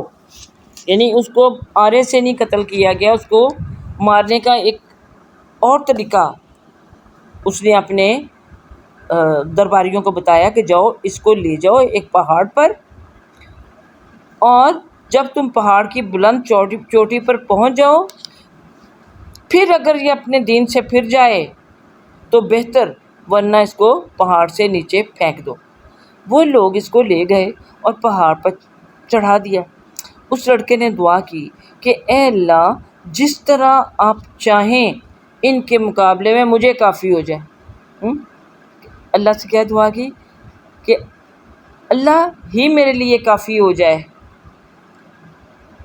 اور آپ کو معلوم کہ جس کے لیے اللہ ہی کافی ہو جائے اس کو کسی اور کی کیا پھر باقی ضرورت رہ جاتی۔ پہاڑ پر لرزہ طاری ہوا جس سے وہ تمام لوگ گر پڑے اور لڑکا صحیح سلامت چلتا ہوا بادشاہ کے پاس آ گیا۔ بادشاہ نے اس سے کہا تیرے ساتھیوں کو کیا ہوا جو تجھے لے کے گئے تھے؟ مارنے تو تجھے گئے تھے تو نظر وہ نہیں آ رہے۔ اس نے جواب دیا اللہ میری طرف سے ان کے لیے کافی ہو گیا۔ اس نے پھر اس کو اپنی ایک خصوصی جماعت کے سپرد کیا اور ان کو ہدایت کی کہ اس کو کشتی میں سوار کرو اور سمندر کے درمیان میں لے جا کر پوچھو، اگر یہ دین سے پھر جائے تو بہتر، ورنہ سمندر میں پھینک دو۔ چنانچہ وہ اس کو لے گئے۔ اس لڑکے نے دعا کی کہ اے اللہ جس طرح آپ چاہیں ان کے مقابلے میں میرے لیے کافی ہو جائیں، یعنی وہی دعا پھر سے کی۔ چنانچہ کشتی الٹ گئی اور وہ سب ڈوب کر مر گئے۔ لڑکا پھر چلتا ہوا بادشاہ کے پاس واپس پہنچ گیا۔ اب بادشاہ نے سوال کیا کہ تیرے ساتھیوں کو کیا معاملہ ہوا؟ اس نے کہا کہ اللہ تعالیٰ ان تمام کے لیے میری طرف سے کافی ہو گیا۔ پھر اس نے بادشاہ کو مخاطب ہو کر کہا کہ تو مجھے ہرگز قتل نہیں کر سکتا۔ ظاہر ہے میں تو میرے لیے تو اللہ تعالیٰ یعنی کافی ہو جاتا ہے میری مدد کے لیے، تو مجھے کیسے مار سکتا ہے؟ جب تک کہ یعنی اگر تو نے ضروری مجھے مارنا ہی ہے تو پھر اس کا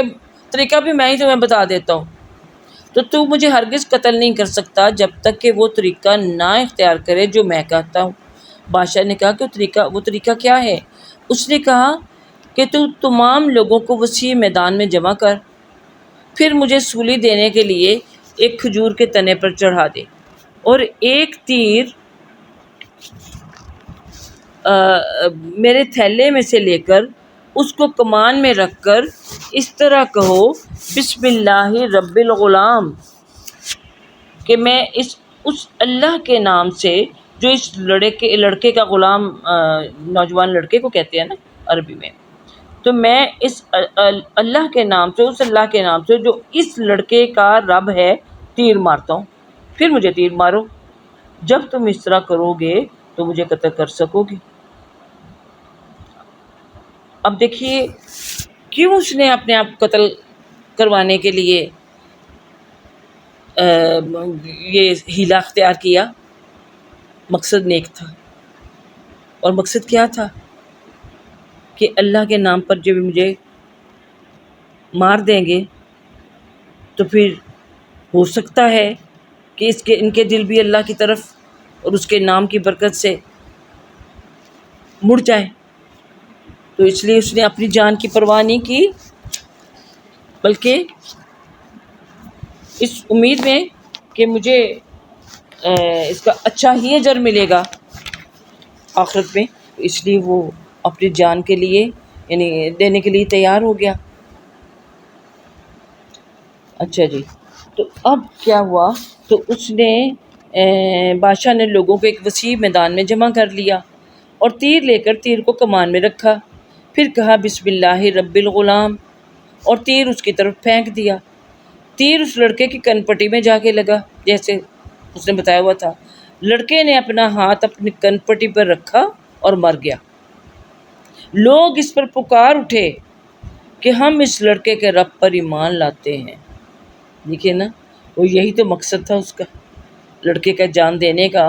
کہ میری جان جانے سے شاید یہ اللہ کے دین کی طرف اپنا رخ پھیر لیں۔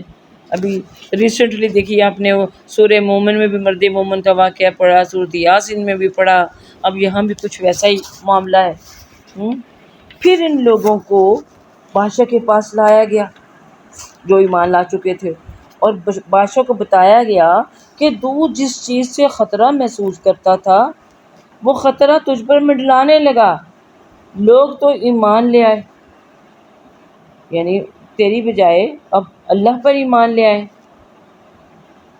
لیکن بادشاہ کے اوپر کوئی اثر نہیں ہوا۔ اس نے حکم دیا کہ گلیوں کے کناروں پر خندقیں کھودی جائیں۔ وہ خندقیں کھودی گئیں اور ان خندقوں میں آگ بھڑکا دی گئی۔ بادشاہ نے حکم دے دیا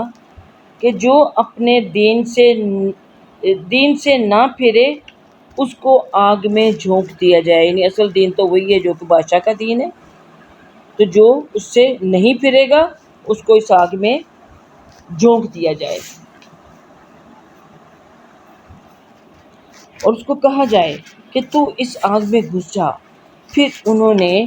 اسی طرح کیا، حتیٰ کہ ایک عورت آئی جس کے ساتھ اس کا بچہ تھا. وہ آگ میں گرنے سے کچھ ہچکچائی، بچے کی ماں تھی نا، تو وہ گود میں دودھ پیتا جو بچہ تھا وہ بول پڑا اور اس نے کہا کہ اے اماں تو صبر کر کہ تو حق پر ہے. یعنی تو حق پر ہے، اللہ کی راہ میں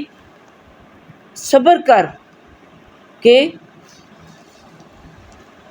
اگر موت بھی آ رہی ہے تو کوئی بات نہیں، اللہ کی خاطر اپنی جان قربان کر دے. یہ وہ 3 بچے جن کا نام لیا جاتا ہے نا، ان میں سے ایک بچہ ایک حدیث علیہ السلام ہے کہ یہ ہے، تو یہ وہی بچے ہیں. ایک وہ جریج رضی اللہ تعالیٰ ان کا ایک وہ بچے کے بولنے کا واقعہ بتایا جاتا ہے، اور ایک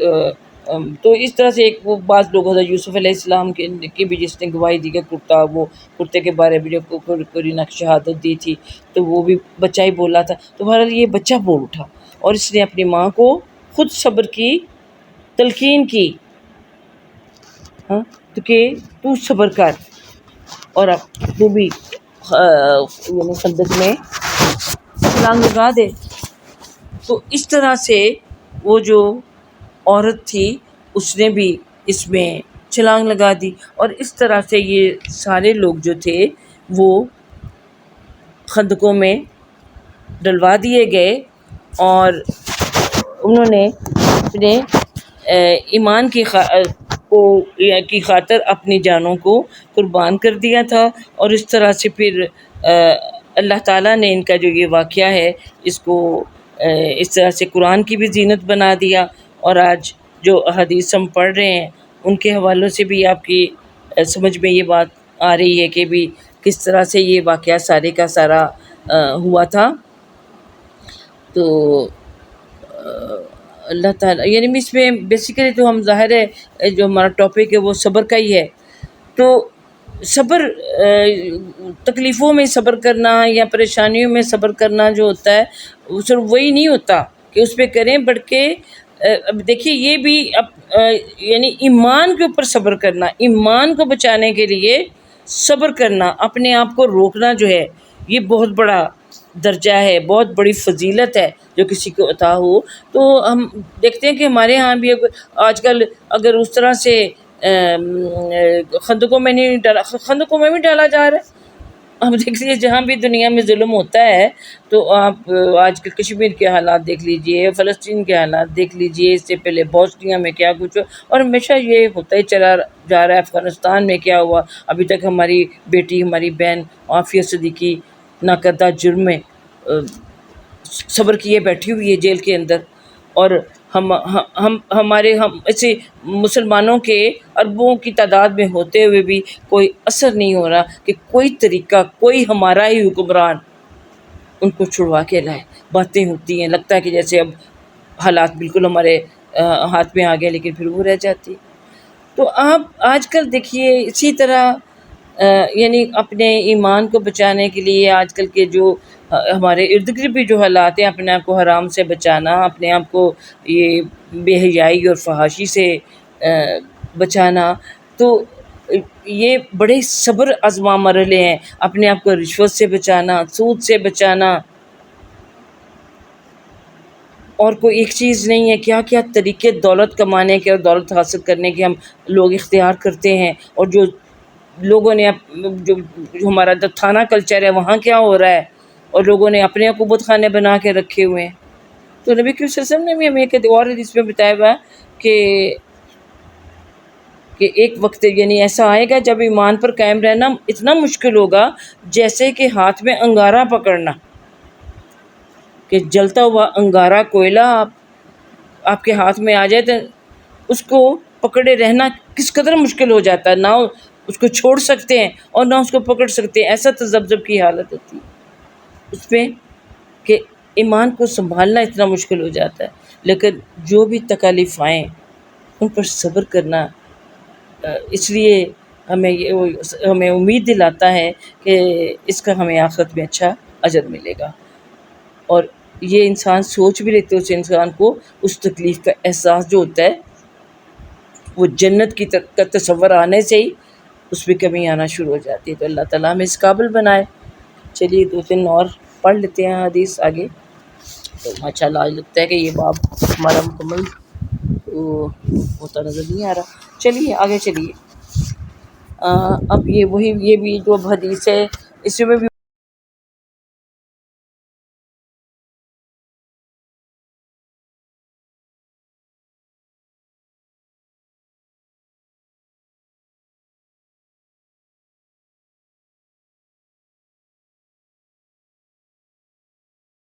وہی واقعہ بڑی دفعہ آپ نے سنا ہوا ہے،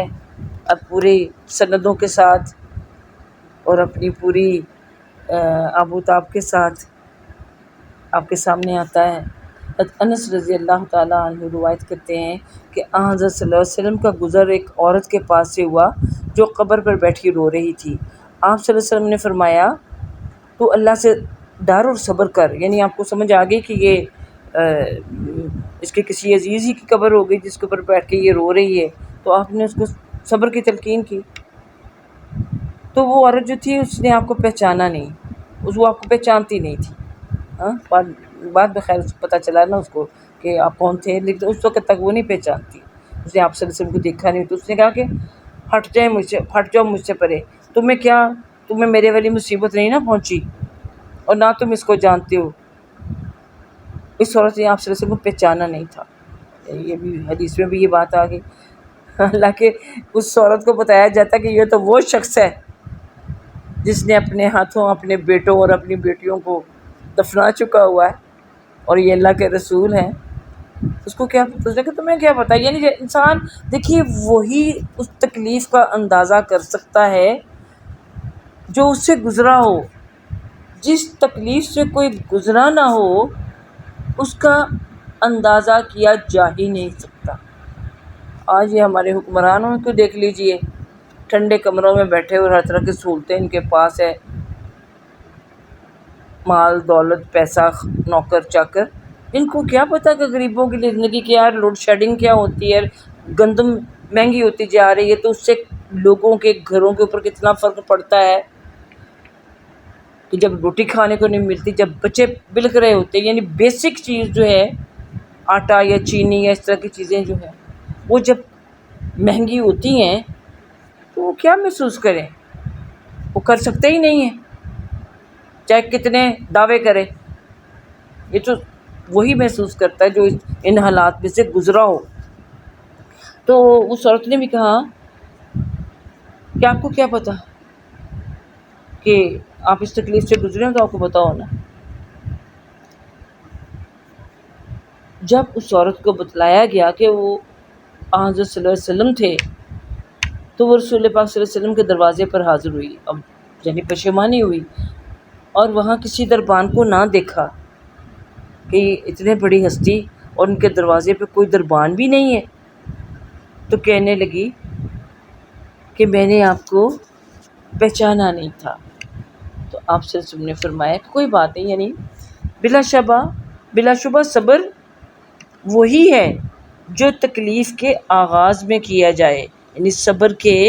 جو صدمے کے آغاز عند الصدمۃ الاولیٰ، کہ صدمے کے آغاز میں جو صبر کیا جائے وہی صبر ہوتا ہے، بعد میں تو وقت کے ساتھ ساتھ صبر آ ہی جاتا ہے۔ ظاہر صبر کچھ آئے تھے تو وہ چل کے آپ صلی اللہ علیہ وسلم کے پاس پہنچی اور آ کے یہ بات کرنے کے قابل ہوئی اور اپنی معذرت بھی اس نے کی کہ میں نے آپ کو پہچانا نہیں تھا۔ تو اس سے ہمیں کیا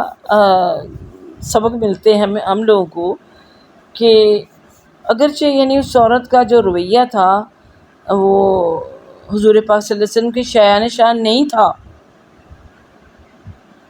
مگر اس وقت بھی آپ نے اس کو یہ نہیں بتایا کہ تو کس سے بات کر رہی ہے،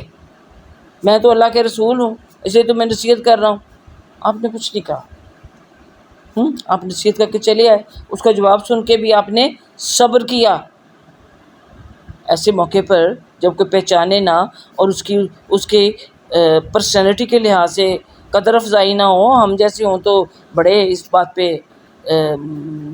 وہ باتیں ہوتے ہیں، ناراض ہوتے ہیں. تو آپ صلی اللہ علیہ وسلم نے صبر کیا، اس کے بعد اور نصیحت کا کیا، آپ آگے بڑھ گئے، کوئی برہمی کوئی غصہ آپ نے نہیں دکھایا. تو دوسری چیز یہ کہ آپ صلی اللہ علیہ وسلم نے اس کو یہ نصیحت کر دی کہ صبر تو اس کا لفظی مطلب بھی ہوتا ہے روک لینا اپنے آپ کو، کہ جیسے کوئی صدمہ پہنچے اپنے آپ کو روک لینا چاہیے، یعنی اپنے آپ کو قابو میں رکھنا چاہیے، بے قابو نہیں ہونا چاہیے. یہ اس سے سبق مل رہا ہے کہ اس کو کیونکہ جب انسان بے قابو ہو جاتا ہے تو اس سے تو پھر بہت یعنی کہہ دیجیے کہ اللہ کی نافرمانی کی باتیں یا غیر شرعی باتیں بھی منہ سے نکل جاتی ہیں. اللہ معافی دے. سے ہم کہتے ہیں اللہ نہ کرے اچانک کسی کو ایسی ہے میرے ساتھ کیا ظلم ہوا، اللہ نے میرے کیا ظلم کر دیا، اور اللہ کا مخاطب کر کے لوگ اور عورتیں کہہ رہی ہوتی کہ اللہ تو نے میرے ساتھ یہ کیا ظلم کر دیا. نعوذ باللہ. تمہیں میرے بچے نہیں نظر آئے تھے؟ استغفر اللہ. مزید یہ چھوٹے چھوٹے بچے میں کیا کروں گی ان کا. تو صبر نام اس چیز سے کہ اپنے آپ کو کنٹرول کیا جائے، اور پہلے ہی مرحلے میں کنٹرول کیا جائے. بعد میں دیکھیے وقت کے ساتھ ساتھ آج کسی کے ساتھ ایسا ہوتا ہے تو اگلے دن ہم چاہتے ہیں تو وہ جگر دعا کے لیے بہتر حالت میں آپ کو نظر آتے ہیں، وہ ایک پہلے دن والا حال نہیں ہوتا. چلیے آگے پھر یہ جو حدیث ہے، یہ ابو ہریرہ رضی اللہ تعالیٰ عنہ سے مروی ہے کہ آپ صلی اللہ علیہ وسلم فرمایا کہ رسول اللہ صلی اللہ علیہ وسلم نے ارشاد فرمایا کہ اللہ تعالیٰ فرماتے ہیں. اب یہ کیا ہے؟ یہ حدیث قدسی ہے. ابو ہریرہ کہتے ہیں کہ رسول اللہ صلی اللہ علیہ وسلم نے فرمایا کہ اللہ تعالیٰ فرماتے ہیں کہ میرے اس مومن بندے کے لیے جس کی دنیا میں سب سے زیادہ محبوب چیز میں لے لوں، پھر وہ اس پر ثواب کی نیت کرے تو اس کا بدلہ سوائے جنت کے اور کچھ نہیں ہے. اب دیکھیے اس سے بھی ہمیں کیا پتہ چلتا ہے کہ کسی بھی شخص سے اس کی پیاری چیز اس سے لے لیا جائے تو اگر اس چیز کے چھن جانے پر وہ چیز ہو، کسی کے گھر کو آگ لگ جاتی ہے، دکان کو آگ لگ جاتی ہے، چور ڈاکو اس کا مال لوٹ کے لے جاتے ہیں، کوئی جانی صدمہ پہنچ جاتا ہے، کوئی عزت آبرو کو پہنچے تو اولاد کی طرف سے ہوتا ہے، کوئی رشتہ دار ہی بہت تکلیفیں دینے والے کافی ہوتے ہیں، یا اپنے جسم کے کوئی اعضاء ہی اس کا ساتھ چھوڑ جاتے ہیں، کوئی پیرالائزڈ ہو جاتا ہے، کسی کی بینائی جاتی رہتی ہے، کسی کو چلنے پھرنے سے معذور ہو جاتا ہے. تو یہ دیکھیے کوئی بھی یعنی چیز جو ہوتی ہے انسان کو ان چیزوں سے محبت ہوتی ہے. تو اللہ تعالیٰ فرماتے ہیں کہ جب بھی یعنی یہاں اللہ تعالیٰ فرما رہے ہیں کہ حدیث سے کچھ ہی ہے کہ میرے مومن بندے کے لیے جس کی دنیا میں سب سے زیادہ محبوب چیز میں لے لوں، واپس لے لوں، پھر وہ اس پر ثواب کی نیت کرے کہ اچھا مجھے یہ چیز جو چلی گئی ہے اس پر اللہ تعالیٰ مجھے اجر عطا کرے گا، تو اس کے لیے وہ اجر جنت سے کم نہیں ہے. ذرا تصور کریں نا جنت کیا چیز ہے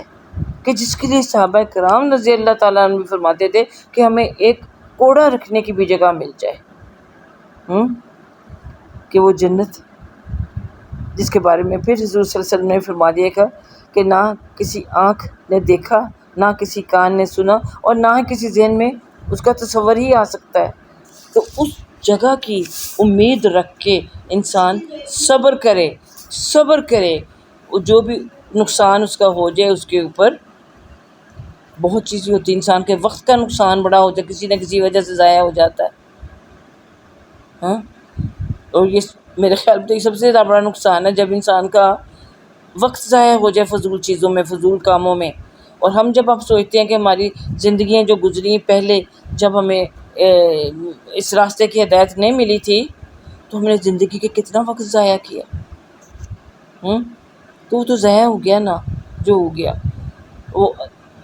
تو اس کے اوپر بھی اللہ تعالیٰ سے ہم دعا کر سکتے کہ اللہ تعالیٰ مجھے پتہ نہیں تھا، اب جو مجھے وقت ملا ہوا اس کو میں بہترین طور پر یوٹیلائز کرنے کی کوشش کروں گی. تو پھر انشاءاللہ تعالیٰ اللہ اس کی تلافی کر دیں گے. چاہے آپ جو موجودہ ہمارے حالات ہیں ان کے مطابق اب حدیث مبارکہ آ رہی ہے. حضرت عائشہ رضی اللہ تعالی عنہا سے روایت ہے کہ انہوں نے حضرت صلی اللہ علیہ وسلم سے طاعون کے متعلق سوال کیا. آپ صلی اللہ علیہ وسلم نے فرمایا کہ یہ اللہ تعالیٰ کا عذاب تھا جس پر اللہ تعالیٰ چاہتا اس کو مسلط کرتا تھا. یعنی آپ صلی اللہ علیہ وسلم کے زمانے میں تو یہ طاعون کی بیماری نہیں آئی. حضرت عائشہ صدیقہ رضی اللہ عنہ نے سنا ہوگا طاعون کے بارے میں، تو انہوں نے رسول پاک صلی اللہ علیہ وسلم سے آ کے پوچھا کہ یہ طاعون کیا ہوتا ہے. تو آپ صلی اللہ علیہ وسلم نے وضاحت کی، لیکن آپ کو پتہ ہے نا کہ بعد میں عمر رضی اللہ عنہ کے زمانے میں یہ طاعون کی بیماری پھیلی تھی. تو اس سے پہلے یعنی یہ رسول پاک صلی اللہ علیہ وسلم کی زندگی میں ہی ظاہر حضرت عائشہ نے یہ سوال کیا، تو آپ نے بتایا کہ یہ اللہ تعالیٰ کا عذاب تھا جس پر اللہ تعالیٰ چاہتا اس کو مسلط کرتا تھا، مگر اللہ تعالیٰ نے اس کو ایمان والوں کے لیے رحمت بنا دیا. سنیں ذرا دھیان سے ایمان والے، اگر ہم ایمان والے ہیں تو اللہ تعالیٰ نے اس کو ایمان والوں کے لیے رحمت بنا دیا. کیسے؟ کہ جو مومن طاعون میں مبتلا ہو اور وہ اپنے شہر میں صبر و ثواب سے ٹھہرا رہے. یہی ہم سن رہے ہیں نا آج کل بار بار ٹی وی میں، خبروں میں، اخباروں میں، حدیثوں کے حوالے سے، وہاں سے وہ باہر نہ نکلے. یعنی یہ نہ بھاگے کہ میں یہاں سے جاؤں اور میں بچ جاؤں گا. نہیں، کہ اگر میری قسمت میں طاعون ہی مجھے لاحق ہونے والا ہے اور اسی سے میں نے مرنا ہے، تو پھر میں اس کے جراثیم لے کے دوسری جگہوں پہ دوسروں کو کیوں مبتلا کروں، ان کو بچانے کی کیوں نہ کوشش کی جائے. دیکھیں اور اس پر میں صبر کروں کہ میری جان جاتی ہے تو جائے، میں یہاں سے نہ نکلوں. تو اس لیے ایک مومن کے لیے یہ رحمت بن جاتا ہے کہ کیونکہ مومن کو پتہ ہے کہ اگر میں دوسرے انسانوں کی اذیت کا یا ان کو بیماری میں مبتلا کرنے کا باعث نہیں بنوں گا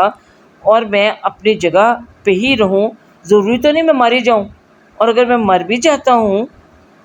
اور اس بیماری پر صبر کرتا ہوں اور اللہ سے ثواب کی تمنا رکھتا ہوں کہ اللہ مجھے جنت میں جگہ عطا کرے گا، اور وہ یہ جانتا ہو کہ اس کو وہی پہنچے گا جو اس کے نصیب میں لکھا جا چکا، یعنی صحت یا بیماری، موت، دونوں میں سے ایک ہی چیز ہو سکتا ہے نا. تو اس کو ایسے شخص کو شہید کے برابر ثواب ملے گا. سبحان اللہ. ذرا مزید اس کے اوپر تھوڑی سی توجہ ہم کرتے ہیں کہ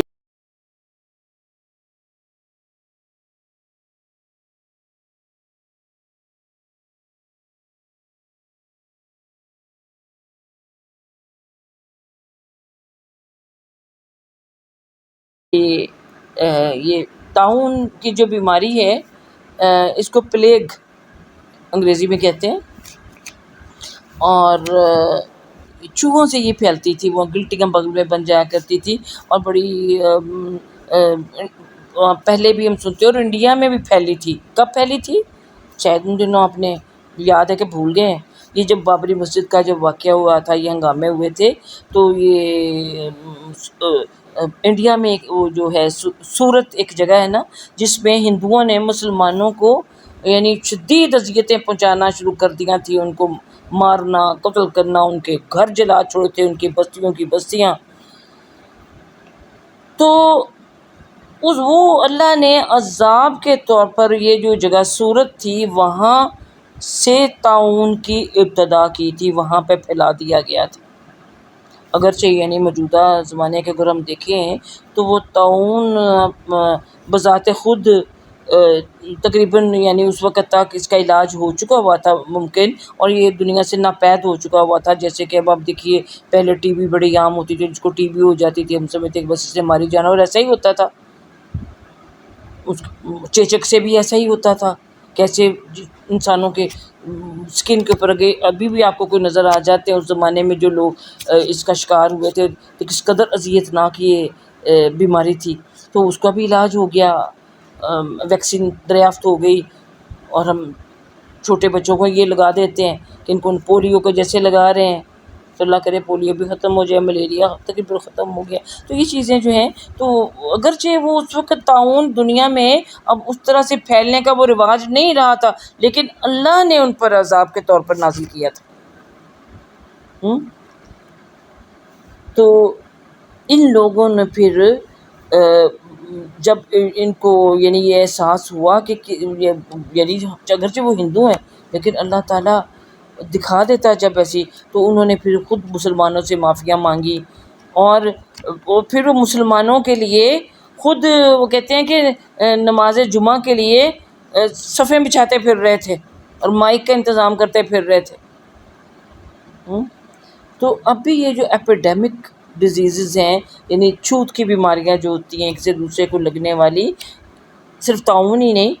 تو اب یہ کرونا بھی تو یہی ہے نا. اس کے لیے اسی کو مثال کے طور پر آپ اسی حدیث کو پیش کیا جاتا ہے کہ اس میں ہمیں کیا کرنا چاہیے. ہمیں وہی کرنا چاہیے جو کہ رسول پاک صلی اللہ علیہ وسلم نے بتا دیا. تو مسلمان کے لیے تو دیکھیے اب دنیا میں اب یہ بیماری جو ہے یہ نہیں دیکھ رہی کہ مبتلا ہونے والا اس میں مسلمان ہے کہ غیر مسلم ہے، ہر ایک کو لاحق ہو رہی ہے، غریب ہے کہ امیر ہے، کالا ہے کہ گورا ہے. لیکن مسلمانوں کے لیے اللہ تعالیٰ کی کتنی بڑی رحمت اور نوید کہ اگر وہ صبر کرے، یعنی کہ یعنی اپنی جگہ چھوڑ کے نہ جائے اور یہ تکلیف آ جائے تو اس کو صبر کے ساتھ برداشت کرے اور اس پر اللہ کا شکر کرے کہ میں دوسروں کے لیے اس تکلیف کو آگے پہنچانے کا باعث نہیں بنا، کہ میری وجہ سے اگر 10 لوگ یا 20 لوگ مر جاتے ہیں. دیکھیے جب یہی کچھ تو ہو رہا ہے یہاں ہمارے ارد گرد، کچھ شادیوں میں وہ لوگ کر رہے ہیں ابھی فنکشن کلم کھلا ہو رہے ہیں، فنکشن شادیوں کے بھی کر رہے ہیں. چلو چھوٹے پیمانے پر ہی صحیح، کہ پابندیاں تو لگی ہوئی ہیں شادی حال میں، وہ نہیں کر سکتے، گھروں میں کر رہے ہیں جو کچھ بھی کر رہے ہیں. مرنے پہ بھی اسی طرح لوگ نہیں باز آ رہے، جا رہے ہیں. وہ تقاضا ہوتا ہے اپنے تعلق کا یا محبت کا، لیکن وہ دوسروں کے لیے اذیت کا باعث بن جاتا ہے. تو اب سمجھیے کہ اگر 10 لوگ بھی مبتلا ہو گئے تو ان کا وبال، ان کا گناہ آپ پہ ہے. لیکن اگر آپ نے احتیاط کر کے اپنے آپ کو اپنے گھروں تک محدود رکھا تو آپ اپنے آپ کو بھی بچانے کے لائق ہو جاتے ہیں اور دوسروں کو بھی بچا لیتے ہیں. کہ اپنی طرف سے تو اپنی کوشش کر لی، باقی جو نصیب میں ہوتا ہے اور اللہ کی طرف سے جو لکھا ہوتا ہے ہونا تو وہی ہوتا ہے، لیکن آپ نے تو اپنا حصہ ڈال دیا نا. تو اس لیے یہ مسلمان کے لیے رحمت بن کے ہی آتی، بچ گیا تو بھی رحمت، نہ بچا تو بھی رحمت. جس طرح شہید کے لیے کہ یعنی مجاہد کے لیے کہ شہید ہو گیا تو بھی جنت، اور اگر غازی بنا تو بھی جنت. اور یہاں تو یہ اس کی طاعون سے یا اس طرح کی یہ جو چھوت والی بیماریاں ہیں، ایسی موت سے مرنے والے کو ہی شہید کا درجہ دیا گیا ہے. تو اس سے بڑھ کے اور کیا اعزاز ہو سکتا ہے ایک مسلمان کے لیے کہ اس کو اللہ تعالیٰ گھر بیٹھے بٹھائے شہادت کا درجہ عطا کر دے. تو اس لیے بہت سی باتیں آپ پہلے بھی جانتے تھے، ہو سکتا ہے تھوڑا بہت یہ حدیث پڑھنے کے بعد یا تھوڑی سی اس کی جو وضاحت ہے اس کے بعد آپ کو مزید اس کے بارے میں شرح صدر حاصل ہوا. تو آج ہم بھی اسی حدیث کے ساتھ اپنے آج کے جو ہماری کلاس ہے اس کا اختتام کرتے ہیں، اور اس دعا کے ساتھ کرتے ہیں کہ اللہ تعالیٰ بھی ہمیں جس یہی دعا سکھائی ہمیں نبی کریم صلی اللہ علیہ وسلم میں کہ اللہم انی اعوذ بک من البرص والجنون والجذام ومن سیء الاسقام، کہ کس چیز سے پناہ مانگی ہے؟ برس فل بیری، جنون دیوانگی، اور جذام کوڑ، اور پھر اس سے ملتے جلتے جو دوسری بیماری ہے ان کا نام نہیں ہے، اس وقت کرونا نہیں تھا نا، کرونا کا نام نہیں ہے، لیکن اسی جیسی دوسری بیماریوں سے اللہ تعالیٰ کی پناہ میں ہم دیتے ہیں۔ اللہ ہم سب کو محفوظ رکھے۔ آگے عید آنے والی ہے، پھر اجتماع بھی ہونے کے چانسز ہیں، عید کی نماز کے بھی ہیں، جانوروں کی خریداری اور قربانی اور یہ وہ سب کچھ ہے۔ اس سب میں اللہ تعالیٰ ہمیں اپنی پناہ میں رکھے اور اس بیماری کو پھیلنے سے روکے، اور ہمیں پھیلانے والوں میں شامل ہونے کا کہیں موقع نہ مل جائے۔ اس لیے اللہ تعالیٰ ہمیں بھی اپنی پناہ میں رکھے، محفوظ رکھے، اور اس کے ساتھ ساتھ ہمیں اس کے لیے دیکھیے جہاں احتیاط کرنی ہے اس کے ساتھ ساتھ تدبیر بھی کرنی ہے۔ وہ تدبیریں وہی جو آپ کو اس امیونٹی اپنے اندر پیدا کرنی ہے، کیا اونچی غذائیں لینی ہے، کیا وہ کرنا ہے، وہ آپ کو کرنی چاہیے۔ پھر جو اس کے بچنے کی جو بھی پریونٹیو میئرز، کوئی دوائیں یا کوئی بھی ٹوٹکے ہیں یا دوائیاں ہیں وہ آپ استعمال کریں، وائٹامن سی وغیرہ لیں، جو کچھ بھی آپ کو کہا جا رہا ہے۔ تو یہ ضروری ہے، یعنی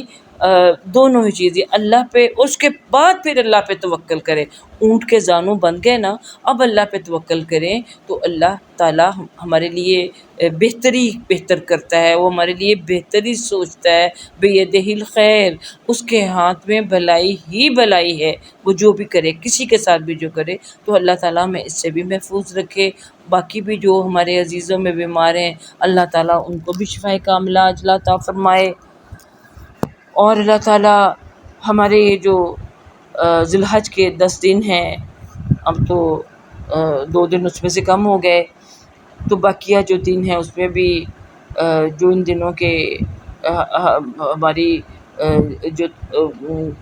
عبادات ہیں اور جو ہمارے معاملات ہیں اللہ تعالیٰ ان کو بھی پہلے کی نسبت زیادہ بہتر بنائے۔ ہم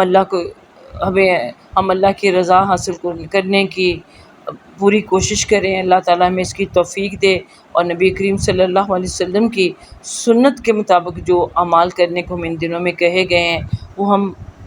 کر لیں۔ آپ سب کے پاس مختلف صورتوں میں وہ سارے جو اس کا لٹریچر ہے، اس کے جو بیانات وہ پہنچ گئے ہیں، وہ ان کو پڑھیں، ان کو سنیں اور ان پر عمل کرنے کی کوشش کریں۔ اور اس کے بعد اللہ تعالیٰ جو بھی ہماری نیک اور جائز حاجات ہیں اللہ پاک ہماری وہ پوری فرمائے، ہمارے گھروں میں اپنی رحمتوں اور برکتیں اور سکون عطا فرمائے، ہمارے بچوں کو نیکی کی ہدایت عطا فرمائے۔ ان کے لیے ہم یہی دعا کر سکتے ہیں کہ ربنا ہب لنا من ازواجنا وذریاتنا قرۃ اعین واجعلنا للمتقین اماما۔ اور ان کے علاوہ ان سے بھی زیادہ جو حق ہے ہمارے والدین کا ہم پر ہے، ان کے لیے ہم دعا کریں رب ارحمہما کما ربیانی صغیرا۔ اللہ تعالیٰ تو ہمارے والدین پر اپنی رحمت نازل فرما، ہمارے عزیز و اقارب جو آپ کے پاس پہنچ چکے ہیں اللہ تعالیٰ ان کی قبروں کو منور کر، ان کی قبروں کو ٹھنڈی کر، ان کو اللہ تعالیٰ اپنے پسندیدہ بندوں میں شامل فرما، اور ہمیں اپنے حبیب محمد صلی اللہ علیہ وسلم کی محبت اللہ تعالیٰ ہمیں عطا فرما دے، ان کی نظر عنایت فرما دے۔ اللہ نے ہمیں جمعے کے روز اللہ تعالیٰ ہمیں موقع عطا کرتا ہے کہ ہم ان کے حوالے سے ان کے فرامین جو ہیں ان کا ہم تذکرہ کرتے ہیں۔ اللہ تعالیٰ اس تذکرے کی وجہ سے ہمیں ان کی شفاعت کے قابل بنا دے، اور ان کے ہاتھوں حوض کوثر سے جام پلوا دے۔ یا الہ العالمین، ہمیں انی اسألک حبک وحب من یحبک وحب عمل یقربنی الی حبک، اللہم حببنی الیک وعلی ملائکتک وعلی انبیائک وجمیع خلقک، ربنا تقبل منا انک انت السمیع العلیم وتب علینا انک انت التواب الرحیم، وصلی اللہ تعالی علی خیر خلقہ محمد وعلی آلہ وصحبہ اجمعین برحمتک یا ارحم الراحمین۔ مجلس برخاست ہونے سے پہلے پھر اللہ سے دعا کریں کہ اللہ تعالیٰ ہمیں صبر کی توفیق عطا فرمائے، ہر قسم کے صبر سے جو ہم نے ابھی سب کچھ پڑھا. ربنا افرغ علینا صبرا وثبت اقدامنا وانصرنا علی القوم الکافرین. اللہم اجعلنی صبورا واجعلنی شکورا جعل فی عینی صغیرہ فی اعین الناس کبیرا. سبحانک اللہم وبحمدک نشہد ان لا الہ الا انت نستغفرک ونتوب الیک. اللہ تعالیٰ آپ کے حضور ہم ہر قسم کے چھوٹے بڑے عمدن سہون جو بھی گناہ ان سے توبہ کرتے ہیں، ہماری توبہ قبول فرما لیجیے. السلام علیکم ورحمۃ اللہ وبرکاتہ. اللہ سب کو عافیت عطا فرمائے.